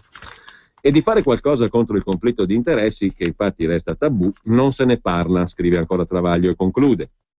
Più i giorni passano, più il leader, virgolette, nuovo, somiglia a quelli che doveva rottamare. Chiacchiere tante, fatti pochi e transumanze da una TV all'altra per fare il simpatico. La differenza è il giubbotto fico al posto della grisaglia. Appena entrato a Palazzo Chigi, oltre ai virus della chiacchierata e dell'annuncite, Renzi ha contratto anche la prezzemolite. Aiutato dalla peggior classe giornalistica del mondo, Renzi si è convinto che gli italiani muoiano dalla voglia di sapere se preferisce la carne o il pesce, le bionde o le more, gli slip o i boxer. Ieri è apparso in TV con un pallone e poi con una banana in mano. Intanto la ministra Boschi ci ragguagliava su Vanity Fair su altre questioni decisive, se vuole dei figli e se sì quanti, se ha già trovato l'uomo giusto o se possiamo fare qualcosa per aiutarla nelle ricerche. Un giorno o l'altro, conclude Marco Travaglio in prima pagina sul Fatto Quotidiano, magari verrà fuori un politico serio che si fa eleggere e va al governo per governare e parla soltanto quando ha qualcosa da dire, non per promettere ciò che farà, ma per comunicare ciò che ha fatto, e non lo noterà nessuno. Così Marco Travaglio in prima pagina sul Fatto Quotidiano. A pagina 3 invece Gianni Barbacetto ci racconta di Silvio a Cézanne-Buscun. Lo ha deciso il cardinale Scola, consultato dall'UEPE, Ufficio Esecuzione Penale Esterna o roba del genere. L'arcivescovo di Milano ha indicato la struttura di Cesano Boscone, servita dalla Caritas Ambrosiana, come luogo ideale per la rieducazione di Silvio Berlusconi. Che farà? Per adesso è chiaro solo l'impegno richiesto, 4 ore a settimana, e non sarà con malati e disturbati psichici. Pagina 7 invece del Fatto Quotidiano c'è l'intervista di Malcolm Pagani a Roberto D'Agostino, creatore del sito Dagospia, che commenta i 4 papi, i 2 papi santi e i 2 papi santificanti. La vera fede della Chiesa è nello show, lo show eterno. La vera ideologia della Chiesa cattolica è lo spettacolo, perché canonizza lo stile e lo trasforma in legge. C'è la regia, il tempo da rispettare, la liturgia, il gioco delle quinte, entra uno, esce l'altro, accade sempre qualcosa e non accade mai per caso, perché in Vaticano l'improvvisazione non regna. E sempre dal Fatto Quotidiano, pagina 8, i posti di lavoro virtuali del ministro Poletti. Il ministro Poletti annuncia il portale Garanzia Giovani e promette occupazione varia per 900.000 giovani. Sono posti di lavoro virtuali e per il momento c'è solo un sito internet vuoto con scritto in bella evidenza presto online. La Garanzia Giovani è un progetto da 1,5 miliardi di euro messi a disposizione dalla Commissione europea e dalle regioni per assicurare ai giovani con meno di 25 anni un'offerta qualitativamente valida di lavoro, proseguimento degli studi, apprendistato, tirocinio, formazione, entro 4 mesi dall'uscita dal sistema di istruzione o dall'inizio della disoccupazione. Il governo Renzi intende giocarsi molte carte su questo progetto e l'annuncio da parte del ministro Poletti di rendere operativo il sito garanziagiovani.gov.it proprio il 1° maggio lo dimostra. Il fattore simbolico è quello su cui Renzi scommette di più. Sono posti di lavoro virtuali, non reali, scrive il Fatto Quotidiano. E infine 2 pagine dedicate ai farmaci. Venditori e mazzette, titola il Fatto, l'articolo di Chiara Daina. La Glaxo accusata di corruzione in Medio Oriente per lo smercio di un antiasmatico, la Roche e lo scandalo Tamiflu, poi la maximulta alla Novartis, così le multinazionali fanno i miliardi. In Italia, ogni volta che la magistratura ci mette il naso, il colpo va a fondo, ma poi i casi finiscono in prescrizione o patteggiamento. Come giocare sporco sulla nostra salute, oggi in diretta sul Fatto TV. Il venditore di medicina è il titolo dello speciale curato dalla redazione del Fatto TV, oggi in streaming alle 16:30. Infine, a pagina 12, l'articolo di Andrea Valdambrini da York, Gran Bretagna, dal folklore all'Unione Europea, il terremoto Nigel Farage rivolta l'Inghilterra, il partito nazionalista UKIP, dato in testa nei sondaggi grazie a iscrizioni online e assemblee di quartiere. Lo spauracchio degli immigrati e dello strapotere di Bruxelles convincono conservatori delusi, operai, classe media impoverita, cioè pesca trasversalmente. Vediamo a questo punto, prima della pubblicità, anche la prima pagina di Libero, che si apre sui racconti dei lettori perseguitati dalla Guardia di Finanza. Così abbiamo pagato il pizzo allo Stato. Se ne è occupata ieri anche Milena Gabanelli e la sua trasmissione Report su Rai 3. Dall'azienda occupata per 5 mesi per le ispezioni alla trappola degli studi di settore, ecco tutti i racconti dei lettori, con l'accusa dei giudici fiscali. Il sistema è sbilanciato, costruito per sabotare i cittadini. A pagina 2, per esempio, il racconto di un'azienda colpita con metodi da aguzzini, lo sfogo di un imprenditore. Per fare una verifica hanno paralizzato gli uffici 5 mesi, abbiamo pagato la multa con i risparmi di anni. Confrontandomi con altri imprenditori della mia zona, racconta l'uomo, abbiamo notato che la Guardia di Finanza tende a concentrarsi su aziende sane e immediatamente solvibili, cioè che sono in grado di pagare. Sono solo un tassista ma rischio la casa, racconta un altro lettore di Libero. Per fare l'ingegnere sono fuggito in Olanda, via dallo stivale, e poi parola di finanziere. Nel nostro lavoro, dice un finanziere, guardia di finanza, le confessioni di un finanziere le aveva pubblicate Libero nei giorni scorsi. Nel nostro lavoro ci sono forzature evidenti e imbarazzanti. Dietro alle verifiche ci sono enormi interessi economici. Il dato del recupero dell'imposta serve a molti, politici e finanzieri. Nella Guardia di Finanza il raggiungimento degli obiettivi legittima l'ottenimento dei premi incentivanti e gli stipendi stellari dei generali. La normativa tributaria italiana è talmente ingarbugliata, ha detto ancora questo finanziere di cui Libero ha raccolto le confessioni nei giorni scorsi, la normativa tributaria italiana è tanto ingarbugliata che si presta alla nostra logica del risultato a ogni costo. Per noi è semplice fare un rilievo, visto che siamo aiutati da questa legislazione astrusa, abnorme, spesso contraddittoria e conflittuale.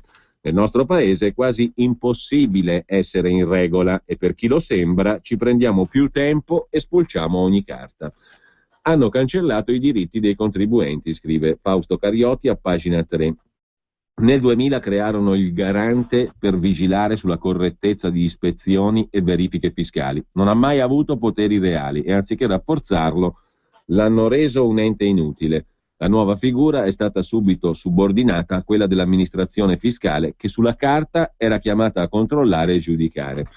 Poi Libero riprende ancora, poi andiamo in pubblicità, le parole del finanziere che ha confessato a Libero: a fine anno i generali chiedono il dato dell'imposta evasa contestata e lo confrontano con quello dell'anno prima. Il risultato non può essere inferiore.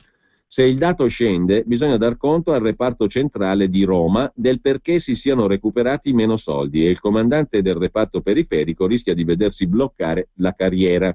Per questo le nostre ricerche proseguono anche di fronte a evidenti illogicità. Si tratta di uno studio a tavolino che stabilisce il valore medio, la mediana, della verifica necessario per raggiungere gli obiettivi, il tetto al di sotto del quale noi non possiamo proprio andare. Poi la spietatezza, gli imprenditori non sono con noi, sono sempre gentili, ci accolgono col caffè, ci sopportano per settimane, a noi non interessa, dobbiamo fare verbali a ogni costo. Racconta ancora un altro imprenditore: ho versato l'IVA 2 volte per evitare guai peggiori, della serie paga e taci. E poi Daniela Gobbi, ex capo del Consiglio Superiore della Magistratura Tributario, il CSM tributario, l'equivalente insomma del CSM nell'ambito della giustizia tributaria, parla di giudici fiscali pagati dal Ministero del Tesoro, così non c'è il giusto processo. Il magistrato dovrebbe essere terzo, ma il Ministero delle Finanze interferisce controllando il personale e fissando i compensi. Gli stipendi sono stabiliti per decreto, somme ridicole, 311 euro al mese, tra studio, ore passate a redigere sentenze e udienze, sono 50 centesimi all'ora. Così Libero. La fedeltà alla Padania.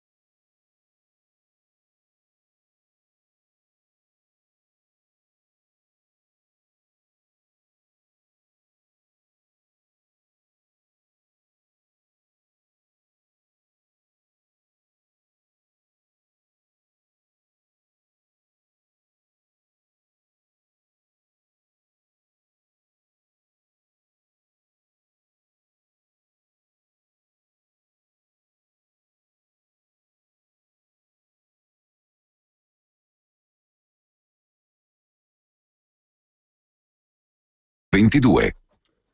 Torniamo alla prima pagina di Libero, oltre all'apertura sui perseguitati dalla finanza, il pizzo pagato allo Stato.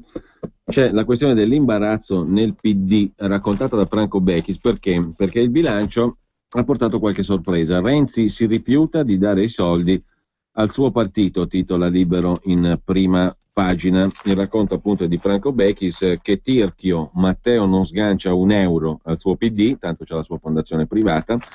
Il segretario è l'unico leader del partito a non aver versato nulla al partito nel 2013, in barba al regolamento interno del partito, di cui appunto è segretario. Le donazioni dei compagni vedono questa classifica. Vannino Chiti al primo posto, 71.900 euro versati al partito. Matteo Colaninno farà fatica, 63.800. Ettore Rosato, 50.000. All'ultimo posto abbiamo il segretario del partito, Matteo Renzi, 0, secondo la classifica stilata, o meglio il resoconto fatto da Franco Bechis. Imbarazzo nel PD, perché il segretario di partito è l'unico che non ha dato un euro, sarebbe da dire una lira, al partito. Sempre poi in prima pagina sul Libero, tutti liberi perché siamo in Italia, è la notizia data prima, le parole dello scaffista arrestato in Sicilia, che ha detto ai suoi compari, compreso il fratellino di 14 anni opportunamente avviato al lavoro, hai voglia a dire riforma dell'apprendistato, avviato al lavoro opportunamente di scaffista a 14 anni, state tranquilli amici, compari, anzi, perché tra poco siamo tutti liberi, siamo in Italia, presi per il sedere dallo scaffista, commenta Maria Giovanna Maglie in prima pagina su Libero. Un paese umiliato, anche gli scafisti deridono l'Italia colabrodo, paese zimbello, presi padre e figli che gestivano le traversate di clandestini. Il boss tranquillizza i suoi, qualche giorno e saremo fuori perché tanto siamo in Italia, dice lo scafista. Sempre poi dalla prima pagina di Libero c'è l'articolo di fondo del direttore Maurizio Belpietro. Cavaliere, cambi passo perché i suoi elettori non capiscono più la linea di Forza Italia. Da giorni mi rigiro tra le mani una lettera, racconta Belpietro. È arrivata in redazione la mattina in cui Berlusconi ha deciso di dare l'altolà a Renzi sulle riforme, un segnale che, viste le successive correzioni di rotta del leader di Forza Italia, non fa perdere attualità alle riflessioni di questa signora che firma il messaggio arrivato per posta. Scrive la signora Rossana: sono un'elettrice di centrodestra, di una famiglia di centrodestra, ma oggi devo comunicare tutto il mio disappunto per la linea politica adottata negli ultimi tempi da Forza Italia. La lettrice, spiega Belpietro, non ce l'ha con le divisioni interne e con le tempeste congiunturali. Si lamenta del fatto che il partito dei moderati si sia ridotto a fare da stampella al governo Renzi. Vada per le simpatie personali di Berlusconi per Renzi, scrive la signora Rossana. Resta però il fatto che la politica di Renzi, a parte lo smantellamento iperliberista dell'impianto costituzionale e delle tutele del lavoro, è quanto di più demagogicamente di sinistra si sia mai visto. Da qui la conclusione per niente tranquillizzante per il partito di Berlusconi. Al prossimo giro del 25 maggio è impossibile non orientare il voto verso un movimento pentastellato che unico realmente fa da diga all'onda dilagante e corrosiva del demagogo Renzi. La lettrice conclude con un'esortazione a segnalare che la decisione definitiva non è ancora presa. Forza Italia aggiusti il tiro, renda chiaro al suo elettorato quale politica intende promuovere in Europa, faccia reale opposizione al PD cannibale se tiene davvero all'abbraccio dei suoi elettori. Morale della favola: sulla scorta di questa lettera, il direttore Belpietro si rivolge a Berlusconi: torni in sella, cavalchi la rivolta, gli elettori di Forza Italia minacciano di votare per Grillo, quanti per la Lega? Venite fuori allo scoperto, e se Berlusconi non tornerà a difendere le imprese e a combattere la casta. Lasciamo così il primo piano di Libero, a pagina 6 c'è da segnalare anche l'intervista ad Alberto Brambilla, uno dei massimi esperti di previdenza in Italia, sottosegretario al welfare per la Lega con Maroni dal 2001 al 2005, piuttosto che l'obolo di Renzi, il bonus IRPEF, meglio i buoni pasto. Dal 14 al 16 maggio c'è la giornata della previdenza nella sede della Borsa a Palazzo Mezzanotte in Piazza degli Affari a Milano. Dice il professor Brambilla, col welfare aziendale più soldi a chi lavora, meno costi per lo Stato. E infine, sempre dal quotidiano Libero, pagina 16, il servizio di Filippo Manvuller sulla Lega, appunto in chiave elettorale, in questo caso verso le amministrative. La Lega elettorale si fa multietnica e guarda a sud. A Reggio Emilia il candidato del Carroccio indica come assessori un ruandese e un napoletano, e a Caorso in lista c'è una marocchina. Una Lega multietnica, quella che va verso il voto per le amministrative, però in questo caso è il taglio di Libero. E ancora da Libero, da segnalare per concludere, a pagina 24, pagina dell'economia, la Croazia che trivella alla faccia nostra e sfida gli ambientalisti italiani, mentre l'Italia, seduta su un tesoro di gas e petrolio, si prepara a bloccare le nuove estrazioni. La Croazia scopre di avere sotto i suoi fondali 2,9 miliardi di barili di petrolio e così estrarrà anche quello teoricamente italiano, scrive Antonio Spampinato. Per concludere poi da Libero andiamo a pagina 39, laddove si segnala, ci arriviamo subito, una curiosità dalla pagina dello sport. Giovanni Trapattoni, 40 anni di carriera da allenatore da ultimo dell'Irlanda, si trasferisce in Marocco, sarà commissario tecnico del Marocco, Trapattoni l'africano. Scrive Libero, contratto di 4 anni, obiettivo Coppa d'Africa e un posto ai mondiali 2018. A 75 anni la pensione è lontana. E con ciò lasciamo Libero e vediamo la prima pagina dell'Unità. L'Europa rottama Berlusconi è il titolo d'apertura, con 2 commenti: il Partito Popolare Europeo e l'imbarazzante amico, cioè Berlusconi, e il condannato col microfono, Paolo Soldini e Massimo Adinolfi, autori dei 2 commenti in prima pagina. Poi c'è spazio per la riforma del Senato, il PD ritrova l'accordo, Renzi ricompone la spaccatura e apre a modifiche, resta il nodo dell'elezione diretta, Chiti e Civati bocciano la mediazione reputandola un pasticcio, per cui la ricomposizione della spaccatura sembra non esserci, se non nel titolo dell'Unità. Si occupa del Senato anche Massimo Villone, già senatore dei Democratici di Sinistra e autore con l'ex ministro sempre dei DS Cesare Salvi del primo libro, Prima di Stella e Rizzo, sulla casta. Chi ha paura del Senato elettivo? Dopo le dure critiche meritate sul Senato non elettivo, qualcosa si muove sul fronte della riforma, scrive Villone. Da ultimo si parla di senatori eletti dai cittadini insieme ai consiglieri regionali, ma su un listino separato, cioè senatori scelti dai consiglieri regionali, oppure, anzi in alternativa, di senatori scelti dai consiglieri regionali nel proprio ambito. Chi ha paura del Senato elettivo è la domanda che si pone Massimo Villone. Perché non dovrebbe essere elettivo, se deve essere? Se no qualcuno dice aboliamolo.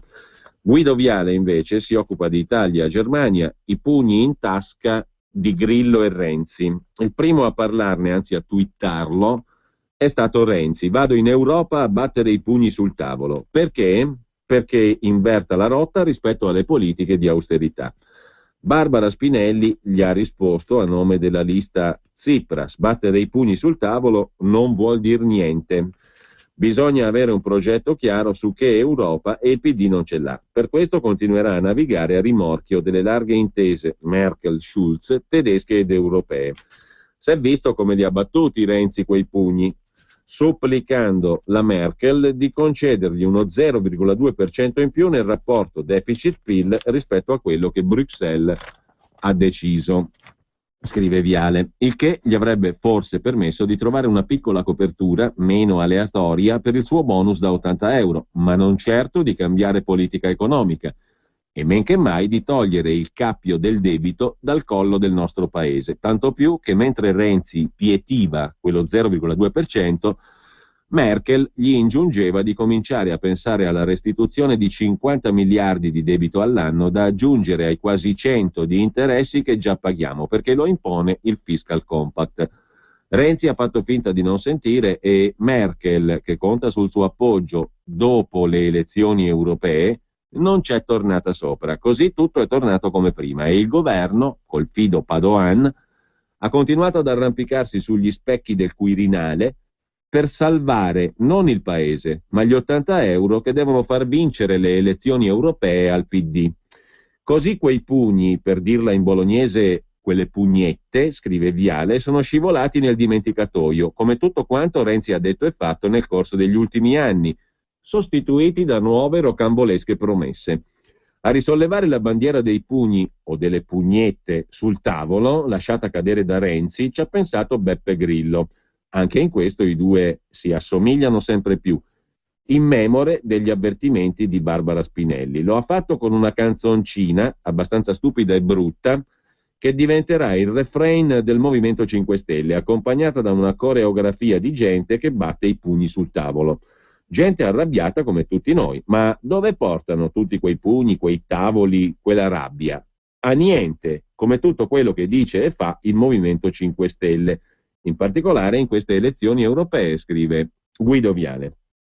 Un movimento che in Europa non ha alleati né partner, siederà in Parlamento da solo, non ha un candidato alla presidenza della Commissione, non ha un programma per l'Europa, pensa solo a una sua affermazione nei confronti del PD in Italia, non ha coerenza né coesione interna, cosa resa evidente dall'emorragia di parlamentari che sta subendo o imponendo. Non sa nemmeno se vuole restare in Europa, chiedendo gli eurobond e una banca che sia prestatore di ultima istanza o uscire dall'euro, il che non gli restituirebbe un prestatore di ultima istanza, perché Banca d'Italia non l'è più dagli anni '80. Ma si tratta di due alternative che avrebbero comunque bisogno di un intero bagaglio di misure collaterali, tali da configurare due veri e propri programmi contrapposti: il ritorno alle sovranità nazionali e alle guerre commerciali da un lato, un vero governo federale democraticamente eletto e fondato su solidarietà e pace dall'altro.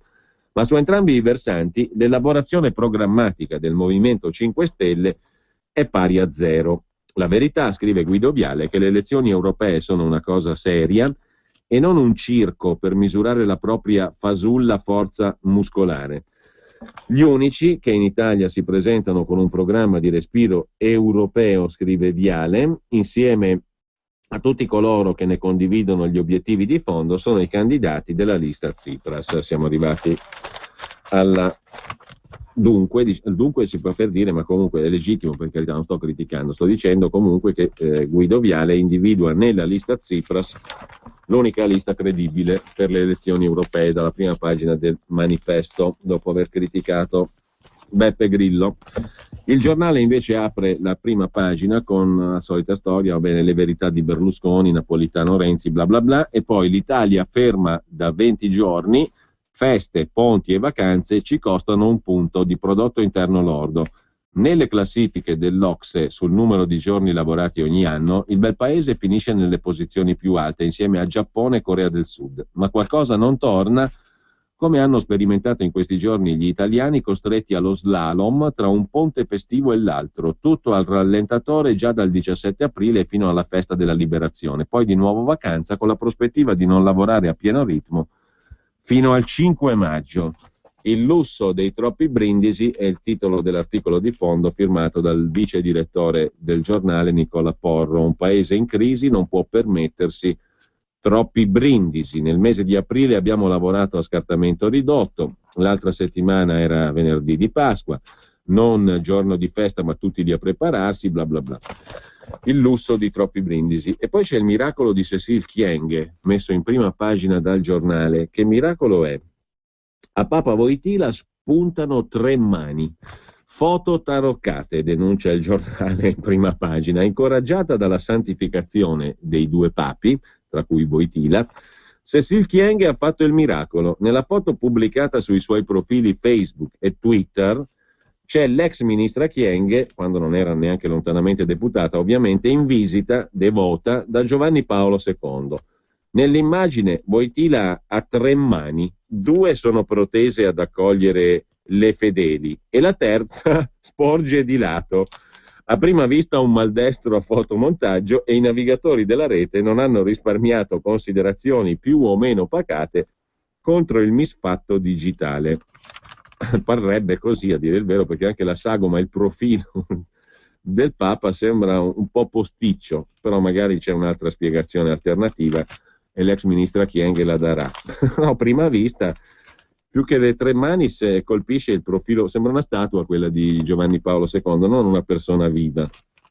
Può anche darsi che abbia, diciamo così, fatto visita a una statua di cera a Londra, e non solo a Londra, al Museo Tussauds, di Madame Tussauds, ci sono le statue di cera. Può anche essere che sia una statua di cera, perché quello che colpisce di più oggettivamente in questa fotografia non è tanto che il fatto che il Papa abbia tre mani, perché la terza mano in effetti sembra di qualcun altro, non è messa lì un po' strana, insomma. Colpisce soprattutto il profilo astratto, diciamo così, posticcio, sembra proprio posticcio nella foto dell'immagine di Papa Wojtyla. Comunque, al di là del posticcio e delle tre mani di Papa Wojtyla, che stringono, due delle quali, delle tre mani, stringono le mani di Cécile Kyenge, in atteggiamento devoto insieme ad altri fedeli, il miracolo di Cécile Kyenge lo reputa il giornale, scusate se mi viene da ridere, ma comunque a pagina 4 e 5 invece abbiamo due articoli del giornale Jean-Michel Lessing in Francia, Gaia Cesare a Londra. Verso le europee il fronte del no. Le Pen paladina anti-euro, Grillo è un opportunista, dice la leader del Front National. Beppe non sarà mai premier, non lotta contro il sistema, vuol solo strappare voti alla sinistra. Siamo gli unici a rappresentare i dimenticati dalla politica. Perché Grillo non lotta insieme a noi contro l'Europa? Voi italiani dovreste averlo capito. È solo un opportunista, dice Marine Le Pen. Non ve ne siete ancora resi conto? Quello, Grillo, non lotta contro il sistema, punta solo a conquistare l'elettorato di sinistra. Ricordate una sua presa di posizione concreta sull'immigrazione? No, perché non esistono. Questa è la sua grande contraddizione. Tuona contro il sistema ultraliberista, ma non racconta che l'immigrazione serve ad abbassare i salari ed è funzionale al grande capitale. Racconta di essere contro banche e multinazionali, ma si guarda bene dallo spiegare che l'immigrazione fa gli interessi di chi delocalizza e abbassa gli stipendi senza neanche trasferire le aziende all'estero. Grillo ha una visione distorta e contraddittoria della realtà, ha detto ancora Marine Le Pen. È un politico senza basi, un giorno si scaglia contro la corruzione, un altro contro l'Europa, non ha una visione globale. Per questo resterà il leader di un movimento di protesta e non guiderà mai un governo. Così Marine Le Pen, che a differenza dell'italiano, che le ha detto no rifiutando di allearsi con lei a Bruxelles, Marine Le Pen è convinta di essere la portabandiera di un'alternativa, scrive Jean-Michel Lessing sul giornale, capace di cambiare non solo la Francia, ma l'Europa. La decisione di aprire la campagna elettorale per le europee del 25 maggio a Le Crotoy, piccolo villaggio di pescatori nel dipartimento della Somme, nell'estremo nord della Francia, è il simbolo di questa convinzione. Marine Le Pen, grande intrusa della politica francese, stringe le mani ai pescatori, abbraccia le ragazze all'uscita del bistrò, ascolta a una le signore venute a raccontarle i loro problemi e dice: sono qui perché i pescatori, come chiunque svolge un mestiere tradizionale, sono le grandi vittime dell'Europa. I pescatori e i cacciatori, a differenza di quanto raccontano da anni gli euroburocrati di Bruxelles, non sono i nemici dell'ecosistema, ma i loro grandi difensori, anche perché loro campano di quello. Le cosiddette normative ecologiche di Bruxelles li hanno gettati sul lastrico e ci stanno condannando a vivere in un continente malato, dice Marine Le Pen. Uno sguardo irriverente e un sorriso divertito sottolineano ogni cavalcata politicamente scorretta di questa donna terremoto decisa a far tremare la Francia. Sono qui per vincere, spiega al giornale. Sono qui per cambiare questo paese. A queste elezioni prenderemo tra il 23 e il 25% dei voti, ma non ci fermeremo. Tra 10 anni saremo al potere e allora cambieremo veramente la Francia. Quella in cui si muove oggi è la quintessenza della Francia, scrive Jean-Michel Lessing sul giornale. Qui si vende il sidro, qui tra i campi di mimosa e i tetti di ardesia campeggiano i monumenti ai caduti di una battaglia carneficina, simbolo della resistenza agli austro-ungarici durante la Prima Guerra Mondiale. Ma è proprio questa Francia profonda che Marine vuole risvegliare, la Francia dei contadini, operai, pescatori, la Francia senza voce e senza lavoro. La Francia sfiduciata, ritiratasi a covare rabbia dietro queste facciate di mattoni ancora pulite e dignitose. Crediamo in te perché sei diversa dagli altri politici. Sei una di noi, le urla Valérie, sporgendosi dal banco di una pescheria su cui campeggiano cozze, gamberi e molluschi rimasti invenduti a pomeriggio inoltrato. Marine le afferra la mano, sorride ai pochi giornalisti. Ormai siamo gli unici, dice Marine Le Pen, a rappresentare chi è stato abbandonato dalla politica e dal grande capitale, chi viene scaricato, chi viene abbandonato perché non è funzionale all'Europa. Per questo, pur di farci tacere, le provano tutte. Provano a chiamarci razzisti, provano a metterci addosso la caricatura degli estremisti di destra, ma la verità è che hanno paura di noi perché siamo i soli a minacciare il sistema e l'Unione Europea. Grazie ai nostri successi e a quelli dei nostri alleati come Geert Wilders in Olanda, a Bruxelles nascerà uno schieramento decisivo, una minoranza in grado di bloccare e contrastare tutte le decisioni dell'Europarlamento. Così Marine Le Pen nel reportage di Gian Michalessin a pagina 4 sul Giornale. Gaia Cesare si occupa invece di Gran Bretagna sotto shock. Gli euroscettici di Nigel Farage, primo partito. I sondaggisti inglesi incoronano il movimento di Farage, la sua ricetta uscita dall'Unione Europea e stop all'immigrazione. I conservatori sono in crisi e gli operai tradiscono i laburisti. 31% secondo i sondaggisti i voti dello UKIP di Nigel Farage. Sarebbe il primo partito in Gran Bretagna alle prossime elezioni europee. Tornando invece alle cose italiche, Paolo Bracalini e Francesco Kramer si occupano sul Giornale del testimone del golpe di Fini, cioè la storia è quella delle trame di Napolitano nel 2010. Napolitano avrebbe offerto a Fini di fare un governo per buttare giù Berlusconi. Lo ha detto un tipo telefonando in una radio. Presto usciranno le prove, dice il testimone del golpe di Fini, che poi non andò in porto. L'autore di questo racconto sulle trame del Quirinale nel 2010 si presenta come ex portaborse di senatori del PDL, giallo sulla sua identità. Infine, sempre dal Giornale, ultima segnalazione, pagine di cronaca, 19, articolo di Antonio Borrelli sui pensionati in fuga dall'Italia, vivono meglio a Sofia, presumo in Bulgaria, Sofia, e a Rio, esodo causato dalle tasse e dalle rendite pensionistiche troppo basse, boom di traslochi tra gli anziani. I paesi esotici e dell'est Europa le mete preferite. In un anno versamenti INPS all'estero a 500.000 persone. In Costa Rica una casa di 60 metri quadri costa fino a 60.000 euro, mentre Antonio è in Bulgaria e dice con 1.000 euro al mese qui siamo ricchi, ma si va anche in Polonia e perfino in Germania e Spagna. Dalla Baviera a Berlino i prezzi al consumo in Germania sono inferiori rispetto all'Italia di circa il 10%. Lasciamo il Giornale, facciamo giusto in tempo nei paio di minuti che ci separa dalle 9.30 a segnalare l'articolo di Marco Valerio Loprete sul Foglio di Giuliano Ferrara a proposito del nuovo libro dell'economista Piketty, cui ha fatto riferimento anche Riccardo Ruggeri nel pezzo su Italia Oggi che abbiamo letto prima. Questo libro piace troppo, se il capitale fa danni per natura, allora io capitalista non ho colpe. I ricchi liberal americani leggono il libro dell'economista Piketty e si danno di gomito. Le tesi ultra pop dell'economista francese tra papi, pessimisti secolari e liberisti d'antan. Ha scoperto quella che si sarebbe detta l'acqua calda Piketty, cioè bastoniamo a morte i ricchi e i risparmi. Dietro a questo però c'è qualcosa di diverso, perché bastonare i ricchi è una frase senza senso, vuota, che non vuol dire nulla, che non ha portato beneficio in nessun programma elettorale e in nessun tentativo, quando c'è stato, di attuazione. La realtà è quella che si vuol mettere le mani sui patrimoni della gente comune, della famosa cosiddetta e scomparenda classe media.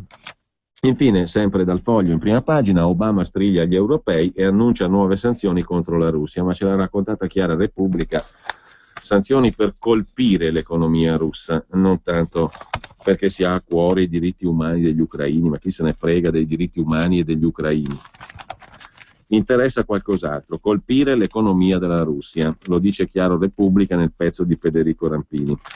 Mentre su scala genovese la questione però è interessante. Ieri è uscito un articolo a proposito di una fiction che andrà in onda su Canale 5 che mostrerà quanto i liguri odiavano i terroni.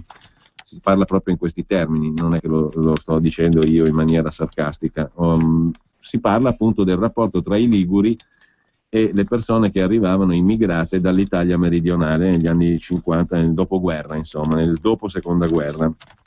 E lo sceneggiatore ha abbondato con frasi pesantissime che segnalerebbero il profondo disprezzo, per non dire razzismo, dei liguri contro i meridionali che arrivavano su, Baluba, Zulù e compagnia bella.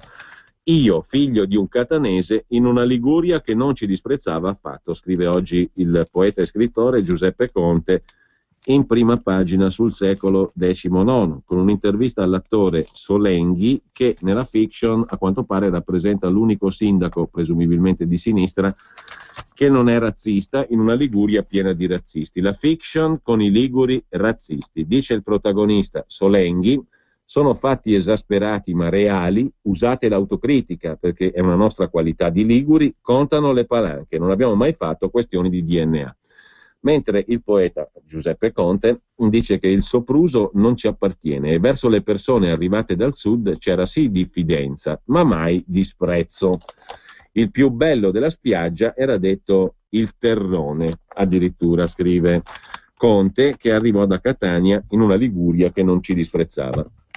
Ma lasciamo anche il secolo XIX, vi segnalo a questo punto in chiusura dal Sole 24 Ore di oggi, nel dorso Norme e Tributi, la questione degli esodati. Tutele a metà percorso, certificate oltre 92.000 posizioni, liquidati circa 40.000 assegni, completati i provvedimenti attuativi che tutelano oltre 160.000 persone su circa 300.000 situazioni. Ce ne sono almeno 140.000 ancora nell'altissimo mare ed è un paradosso che una riforma come quella Fornero abbia generato un problemone difficilissimo da risolvere e sul quale il governo è pesantemente e costantemente in affanno. Doveva essere una riforma miracolosa, ha generato una caterva di problemi. Su questo tema c'è la raccolta firme in corso della Lega Nord per l'abolizione della legge Fornero, la raccolta per le firme sul referendum, e probabilmente se si lasciassero da parte le ideologie e l'avversione legittima, per carità, tutto è legittimo e anche forse spiegabile nei confronti della Lega, valutando a freddo la questione della riforma Fornero non sarebbe male avere la libertà di scegliere attraverso un referendum se bocciarla in toto oppure no. Il referendum sulla riforma Fornero è uno dei 5 referendum sui quali la Lega sta raccogliendo le firme.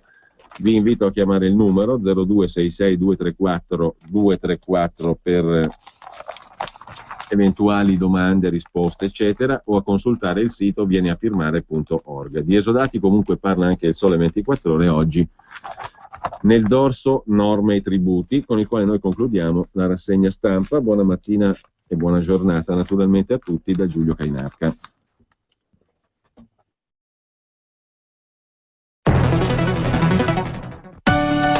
La fedeltà alla Padania premia sempre.